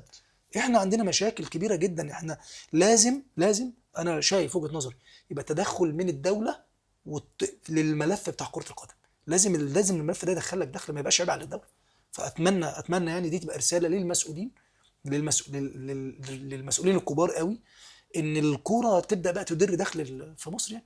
لان احنا النهارده معلش احنا الكوره بتاخد منك بس لكن ما بتدكش. بره الناس بص، الانديه كتيره جدا دلوقتي عندها مثلا لمسيه في برشلونه مثلا، بص بتطلع لعيبه عامله ازاي، واللعيبه دي لو بعتها هتبيعها بارقام عامله ازاي، اقتصاد كام يعني، ارقام غبيه يعني. فاتمنى ان الموضوع يعني المسؤولين يبصوا له بنظره فيها صدق شويه وامانه. لان انا شايف ان في نقطه يا ياسر ومهم انت تتكلم فيها قوي قوي قوي، ان النهارده بتلاقي فكره تضارب المصالح بشكل كبير جدا. تلاقي واحد شغال يعني انا اسف والله العظيم، بس انا الامانه تحتم عليا ان انا اقول الكلام ده، شغال في التلفزيون وفي راديو وفي نادي، شغال ب 300 شغلانه. يا جماعه ده مش عادل يا جماعه، وده مش صح. الراجل ده هيشتغل ازاي وهيركز ازاي وهيبقى شاطر ازاي؟ حتى لو هو كفاءه انا ما بقللش منه، بس هيبقى كفاءه ازاي؟ هيبقى كفء ازاي في المكان ده؟ هيبقى كفء ازاي في مكانه وفي التلفزيون وفي الراديو وفي رئيس نادي ولا مسؤول في نادي؟ الاقي مدير كوره هنا هو مدير، ممكن يبقى انت ممكن تشتغل مدير رياضي في نادي عادي يعني. هنا في مصر الحاجات دي لازم يعني يتعمل لها اعاده هيكله من جديد يعني، لان في كوادر كتير موجوده ومش واخده فرصه. الموضوع متوزع على عدد معين من الناس، هم بيشغلوا بعض، مش فارق معاهم الكفاءات اللي تشتغل، هم فارق معاهم ان هم انا والله اسف ان انا بقول كده، انا مش عمري في حياتي ما يعني ما انتقدت حد بالشكل ده او اتهجمت عليه، بس في النهايه احنا مش شايفين اي تطوير، الكره بترجع لورا. وهم بيطلعوا يتكلموا ان الكره في مصر يعني في قمتها، لا احنا بعيد، احنا دوري بعيد. الدوري بتاعنا عنصر طرد مش عنصر جذب. النهارده انا راجل اشتغلت في المقاولين العرب، كنت بشحت عقد رعايه للنادي، الشركه الراعيه سابت الانديه، بتروح للانديه اللي هي زي اهلي وزمالك. طب مين تاني ممكن بقى لما فرقه تولع في نفسها عشان تاخد لقب زي بيراميدز ابدا اروح لها؟ لكن الانديه التانيه الغلابه دي مفيش حقوق رعايه، حقوق بس ممكن بس ياخد منك حقوق بس ماتش الاهلي والزمالك، وبعد كده فلا، الانديه مظلومه بشكل كبير جدا. لان المسؤولين عن ملف الكوره في مصر انا شايف ان هم آه، يعني مش عايز اقلل منهم، بس انا شايف ان الملف مش شغالين عليه بشكل كويس. طب انت كابتن شايف ايه طرق التطوير؟ يعني حضرتك بتقول ايه لا كتير يا زي ياسر، ايه يا كابتن؟ طرق كتير يا ياسر. انت النهارده يا ياسر انت محتاج تاخد تجربه تجربها، خد تجربه نجحت وجربها. يعني مثلا الدوري الانجليزي الاول كان الانديه الكبيره هي اللي بتسيطر على حقوق البث مثلا في الدوري الانجليزي. بعد كده قعدوا مع الانديه دي وقال لك احنا هنغير النظام خالص، ده من فتره كبيره يعني، عشان اقول لك ان ازاي الدوري الانجليزي بقى هو دلوقتي على القمه. فقعدوا مع الانديه دي وقال لك لا احنا لازم كل الانديه يبقى في عداله في التوزيع حقوق البث. فقسموها بقى لك بما يعني في حدود علم يعني 50% هتتوزع بالتساوي على الانديه كلها. يعني لو عندي 20 نادي 50% من حقوق البث، عندك مليار يورو مثلا حقوق بث، 500 مليون يورو هيتوزعوا على الفرق بنسب متساويه زي بعض. ده عدل. عدل، والبقيه النسبه هتتوزع على الناس اللي حققوا الالقاب. تمام. النهارده الفريق اللي بيصعد من الدوري الانجليزي بياخد رقم غبي، رقم كبير جدا، عشان يقدر يعمل فريق قوي يطلع ينافس بيه. احنا شفنا ليستر سيتي بعد سنتين بيحقق بطولة الدوري. هل ده هيحصل في مصر؟ والله لو مليون سنة، لو مليون سنة ما يحصل في مصر. لأن العدالة بتفرق قوي، العدالة بتنتج ناتج كويس. فاحنا محتاجين عدالة. النادي اللي يطلع من تحت النهارده، نادي زي أسوان بيطلع هو طالع عشان ينزل، نادي سين بيطلع، انا بذكر أسوان يعني أسوان دي مش بقلل من حد والله، لا انت بس انا بقول لك ما ان فيهمش تجارب امكانيات، حقيقيه. مفيش امكانيات. اسوان طلع ونزل تاني لانه بلديه طلع مش ونزل. ما فيش خير طلع. امكانيات. لكن انا لما اطلع نادي والنادي ده يطلع اكون موفر له الماده، ومش الماده بس، احنا والله الازمه ما ازمه ماده، الازمه ازمه ماده وازمه اداره وازمه اختيارات، ازمات كتيره جدا. فانت النهارده انا مؤخرا شايف ان الاتحاد شغال كويس قوي في موضوع الرخص التدريبيه. يعني لما خدت الرخصه الاخيره بتاعت الفاست تراك بتاع الاتحاد الافريقي قعدنا 6 شهور فيها. الاول كان المدربين بياخدوا اسبوع يلا خد رخصه وراح يمرن لعيبه، ولا ده هيدرس نفسي ازاي وبدني ازاي وفني ازاي وخططي ازاي في اسبوع ولا في 5 ايام. لا انت محتاج وقت عشان تعرف تدرس، عشان تتعلم، عشان تطبق ده على ارض الواقع، وتبدا تتناقش مع المدربين اللي موجودين معاك، الاساتذه اللي بيجوا لك. الموضوع شايف ان بدأ فيه خطوات ايجابيه شويه، بشكر من خلالك يعني الناس المسؤولين عن الرخص، الدكتور جمال محمد علي والكابتن علاء نبيل بيبذلوا مجهود جبار يعني في موضوع الرخص دي. النهارده بقى في اكتر من رخصه من بتتاخد، الشخصيات المحترمه جدا جدا. وفي اكتر من رخصه بتتاخد دلوقتي، فهم شغالين بشكل كويس. يا رب الامور تتحسن ويبقى في تطوير اكتر على مستوى قطاعات الناشئين اللي احنا مفيش اي اساس خالص. احنا بعيد جدا جدا جدا على مستوى قطاعات الناشئين. انا بشوف فيديوهات على الفيسبوك والله ببقى حزين، الاقي واحد مدير كوره او مدير قطاع بيتكلم مع اولاد عندهم 8 سنين، براعم 9 سنين، احنا موفر لكم كل حاجه، بتتمرنوا على ارضيه ما فيش زيها، انتوا لازم تكسبوا الماتش الجاي، لو ما كسبتوش هعمل واخلي فيكم. يا جماعه ايه ده يا جماعه؟ انا بدخل الولاد دول في منافسات وعنف وهو رايح يستمتع بالكوره. ده الطبيعي اصلا الولد ده يجي تمرينه وهو ماشي من التمرين هو مستني التمرينه بتاعت بكره الساعه كام يا كابتن، مش عايز يهرب منك، مش عايز يشوف وشك. ما هو احنا عندنا اصلا مشكله في كمان في التعامل. فانت النهارده بلجيكا لما جت وصلت لسيمي فاينل في كاس عالم، قعدوا 12 سنه بيبنوا الفريق ده، 12 سنه بيبنوا الفريق ده. فرنسا مبابي، كيليان مبابي، ب 2018 بيحققوا اللقب، 22 بيوصلوا الفاينل. قبلها بكام سنه، ب 10 سنين، جايبين مبابي وهو متصور بالكاس، بيربوا في الولاد فكره الطموح، انا بلعب على كاس العالم. فشالوا مره، والمره الثانيه في الفاينل بيجيب 3 اهداف سوبر هات، بيجيب هاتريك، وكان قريب جدا انه يحقق اللقب. يا جماعه هو ده الصناعه، انت بتشتغل على جيل. انت في مصر، نفسيا. انت في مصر اصلا الاجيال اللي عندك كلها التالنت عندك عاليه قوي، عندك مواهب عاليه قوي. اللي يقعد يقول لك مصر ما فيهاش مواهب، مصر مليانه مواهب. مش بس مش قادرين نطلع يا كابتن. ما هو احنا مش ما هو قادرين نطلع عشان بنتعامل مع الواحد غلط. كم نادي في مصر بيعمل تحليل دي ان ايه فت للعيبه دي عشان يعرف قدراتها ايه، التحليل ده بيبين لك كمان انت تقدر تلعب في اي مركز. يعني ممكن تغير مركزك من لعيب خط للعيب ارتكاز للعيب مدافع. احنا بعيد، احنا بعيد والله العظيم يا ياسر، بعيد قوي.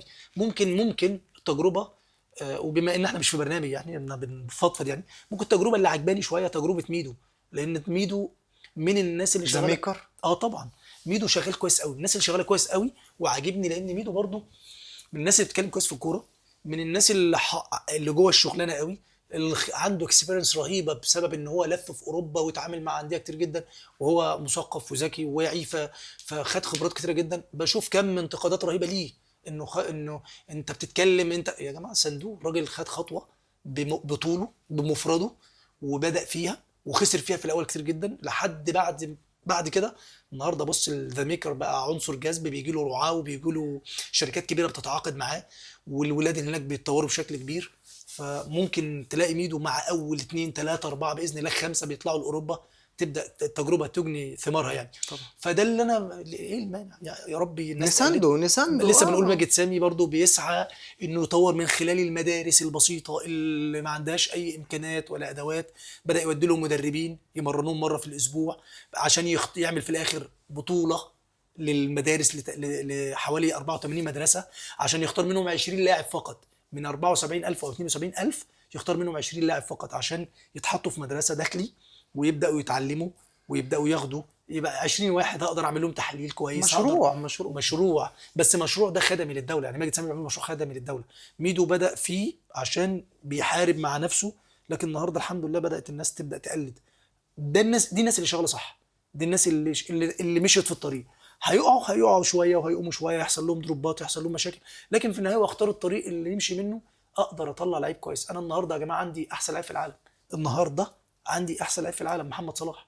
مصر تقدر تطلع، شايف ان هو تقدر. متقدر في بلده يا كابتن؟ لا خالص، خالص. واحنا عندنا مشكله رهيبه في الموضوع ده. احنا يعني محمد صلاح ده باللي بيعمله ده وباللي بيحققه، لا انا شايف ان احنا على مستوى التقدير ليه، مع ان هو مش في دماغه ومش مستني يعني، هو مركز في شغله ومش عايز يتعطل يعني، لكن احنا لا، احنا مش عارفين نستفاد يعني نستفيد من اسم محمد صلاح او نستغل اسم محمد صلاح كويس. ده مكسب لينا، يعني ده اصلا مكسب لينا. تقدر تعمل مناسبات كبيره جدا على اسم محمد صلاح، وتقدر تدعم محمد صلاح زي ما في قطر تم دعوه محمد صلاح في معرض الكتاب. صح ولا لا؟ انا ليه في مصر ما اعملش ده، وانا اولى بابني وان انا اجيبه، حتى لو هياخد مقابل ده شغله وحقه.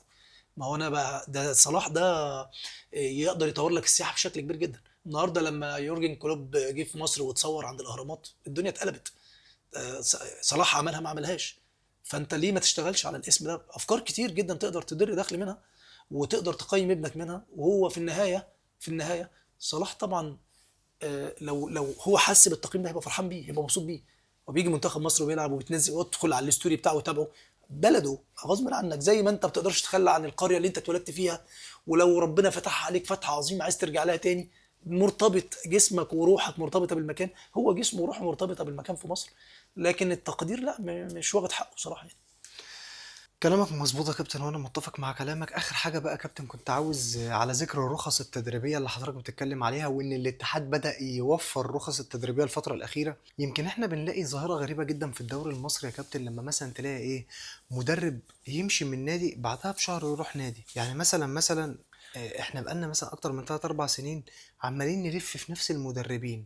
يعني انا مثلا بتفرج من كام يوم على الاتحاد، اقالوا كابتن احمد سامي. مم. طب ما كابتن احمد سامي كان جاي سموحه، هتلاقيه كمان شهر راجع سموحه، يقعد مع سموحه شويه يقوم طالع على سيراميكا، وياخد نفس اللعيبه معاه، يطلع على سيراميكا ما يتوفقش معاهم، يقوم راجع الاتحاد تاني، يقوم الحاج محمد مصلحي يقيله تاني، يقوم رايح على سموحه تاني. ايه ده؟ هو بص ايه يعني؟ بص انا عشان انت مش فاهم. جبت اسم، انا شايف ان الاسم ده من المدربين الكويسين جدا في الدوري، وعنده فلسفه وعنده سيستم. وانا كمان كنت، وانا لما اشتغلت في التدريب في اوقات كنا بنيجي نلعب الكابتن احمد سامي، فشايف شغله وبتفرج على 4 5 ماتشات بملخصاتهم، بنقاط القوه بنقاط الضعف، فشايف انه مدرب كويس جدا وعنده افكار كتير كويسه جدا. هو عنده افكار يا اه كابتن بس بس. اسمعني، بس انا عشان انت قلت اسم محدد فانا ايوه انا قلت لازم اديله اسمه، حقه يعني، اوكي ماشي. لازم اديله حقه. لكن العيب مش عند المدربين، انا برضو هرجع اقول لك العيب عند الاداره.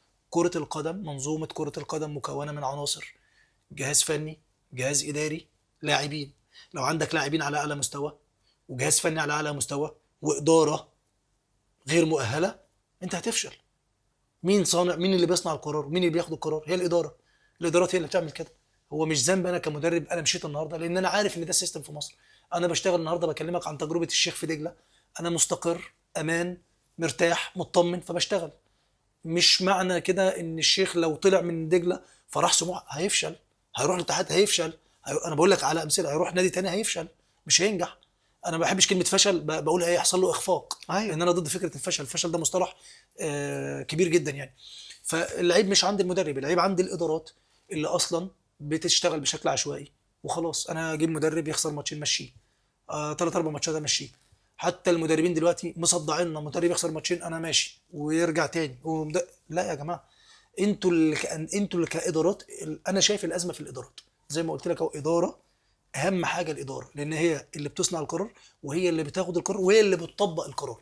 فدي مشكله اداره. انت لو النهارده شغال كمدرب وراجل وراك التزامات، وجاي لك النهارده نادي ومشيت من النادي وجاي لك عرض بكره، هتسيبه وهتمشي؟ مستحيل. يعني لو قال لك يا كابتن انت مشيت النهارده من النادي ده، فتعالى تقول لا لا لا، هقول لي بقى ما امشي من هنا اروح هنا، امشي من هنا؟ لا، هتروح تشتغل، هتقعد في البيت. لكن كابتن احمد سامي مدرب كويس. في مدربين في مصر مدربين كويسين جدا. كابتن علي ماهر مدرب كبير، انا اتكلمت قبل كده ان كابتن علي ماهر يقدر جدا يقود النادي الاهلي عادي جدا. بس هل هيقدر؟ هل لو هو زي ما قلت لك ده المدرب الاجنبي اللي بيجي ومعمول شرط جزائي برقم، لما بيخفق في 3 4 ماتشات يلا مع السلامه امشي؟ انت فاهمني؟ فالقصه كلها فين؟ في الجانب الاداري. اسالك سؤال: اتفضل. النادي الاهلي مش اعظم نادي يعني نادي عظيم ونادي كبير جدا، هو صح ولا لا؟ الزمالك طبعا. طبعا ناديين كبار جدا.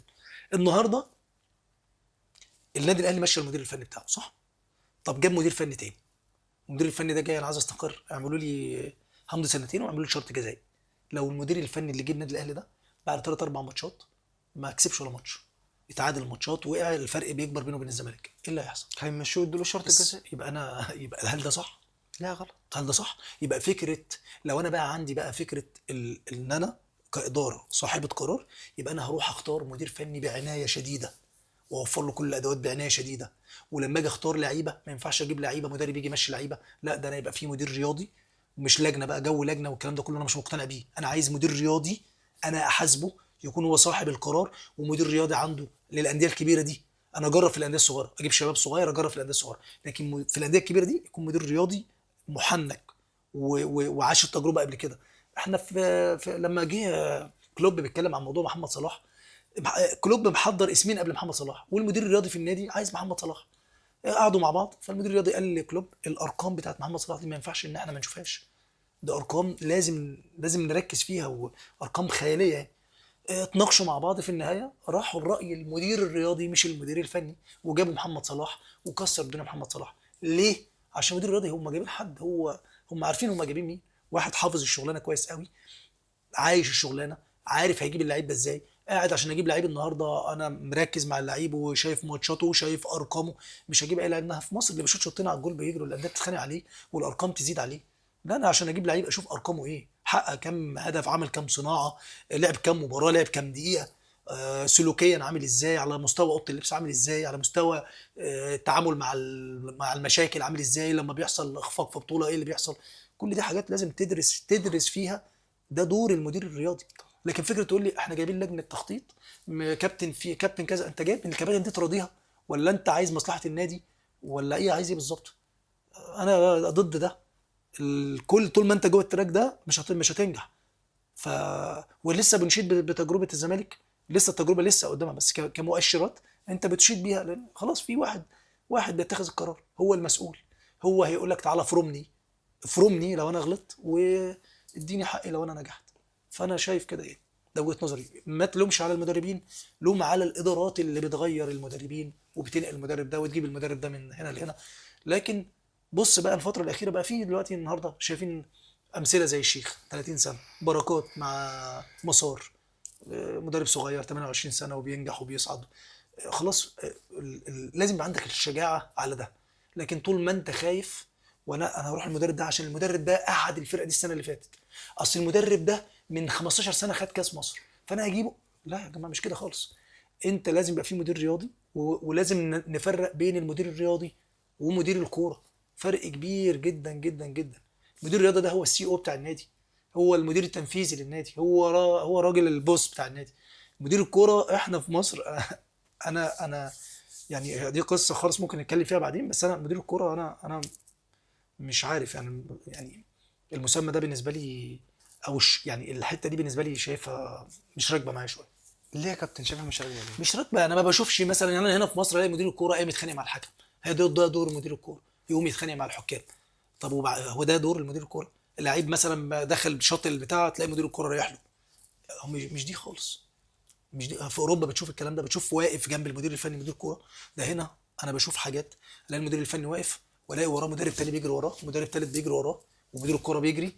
يا جماعه هو بره بتشوف مدير فني واقف، والباقي الناس كلها قاعده بتعمل شغلها، كله فاتح الايباد بتاعه، الشغال بتاع اللايف داتا شغال، واللي شغال مع لعيبه معينه مركز، اللي مركز مع خط الظهر، واللي مركز مع نص الملعب، واللي مركز مع المهاجمين. كل واحد بيقوم بدوره. عشان كده في الاخر بتلاقي الناتج مهم جدا، وتلاقي منظومه كامله. كره القدم عمل جماعي، كل الناس بتشتغل، كل واحد بيقوم بدوره عشان يكملوا بعض في الاخر. لكن احنا هنا بنقعد نجري، وده يجري وعايز يتصور وده يجري. جو انا بصراحه مش حابه خالص بصراحه. انا في الفكره دي مش ممكن المناخ هنا في مصر يتناسب مع المسمى ده او الوظيفه دي، لكن ممكن تدار بشكل افضل من كده. ده وجهه نظري. يا كابتن والله متفق مع حضرتك، والكلام معاك ما بينتهيش، وبجد انت نمت نورتني. اصلا. لا والله نورتني، والكلام فعلا معاك ما بينتهيش، ودايما آرائك كده مقنعة. يعني أنا قاعد بسمعك والله يمكن أنا بقتنع بكلامك، ومبسوط إن كنت معايا النهاردة والله يا كابتن. حبيبي يا ياسر، انا اللي مبسوط معاك واتبسطت قوي، واتكلمنا في حاجات كتير قوي، حلقه طويله قوي. أهم حاجة اتكلمنا من قلبنا مع اه والله الناس. العظيم، والله اتكلمت من قلبي وبمنتهى الامانه. ولما بتكلم عن اهلي او زمالك، اللي انا بروح في صف الاهلي، لما اقول الاهلي مثلا 153 لقب، ما ده حقه، ما لازم ادي له حقه. ولما اقول الزمالك 84 لقب في وسط الازمات دي كلها، ما ده حقه. صح. ولو توفر له ظروف افضل فهيبقى احسن. فانا بتكلم فعلا من قلبي، وربنا يعلم صدق نيتي. وانا قلت لك انا بعد الازمه الاخيره اللي حصلت لي، ما بقتش اركز في اراء الناس، انا بقول وجهه نظري. ومش فارق معايا بقى انت تقول لي ايه او تشوفني ازاي. لان هنا في مصر بتكتب الكلمه كل واحد بيشوفها بعينه هو، وبيسمعها بودانه هو، بالطريقه اللي هو عايزها. فاحنا بنقول وجهه نظرنا، ونتمنى ان كل الانديه تنجح. لان في النهايه احنا كلنا جوه المنظومه، وبنشتغل جوه المنظومه، سواء محللين او اعلام او مدربين او اداره. كلنا جوه المنظومه. النهارده السعوديه بتجربتها كل الناس استفادت اللي شغاله في الرياضه. احنا النهارده لما بيحصل دروب كلنا متضررين، لما الرياضه بتنهض وبتنجح وكره القدم بتتطور كل الناس هتستفاد منها يعني. فنتمنى ده لبلدنا يعني، تكون اعظم واحسن بلد في الدنيا يعني. حبيبي يا كابتن حسن، ربنا يحفظك يا رب، وإن شاء الله تحقق طموحك الفترة الجاية، ونشوفك كده في المكان اللي تستاهلها إن شاء لا الله. انا عايز اقعد معاك بقى على طول بقى، نقعد انا وانت، نقعد نجيب ناس ونجيب ونحلل، هاني حتى. ونجيب هاني بقى ونقعد نقعد انا قاعد فضيلك حبيبي يا بقى. كابتن، الشرف ليا والله يا كابتن، وانا مبسوط إني كنت معاك حبيبي يا النهارده. ياسر، انا اكتر حبيبي والله. يا كابتن، النهارده كان معايا اخويا وحبيبي وكابتني، نجم من نجوم الدوري المصري، الكابتن حسن الشامي، في كلام من القلب. السلام عليكم.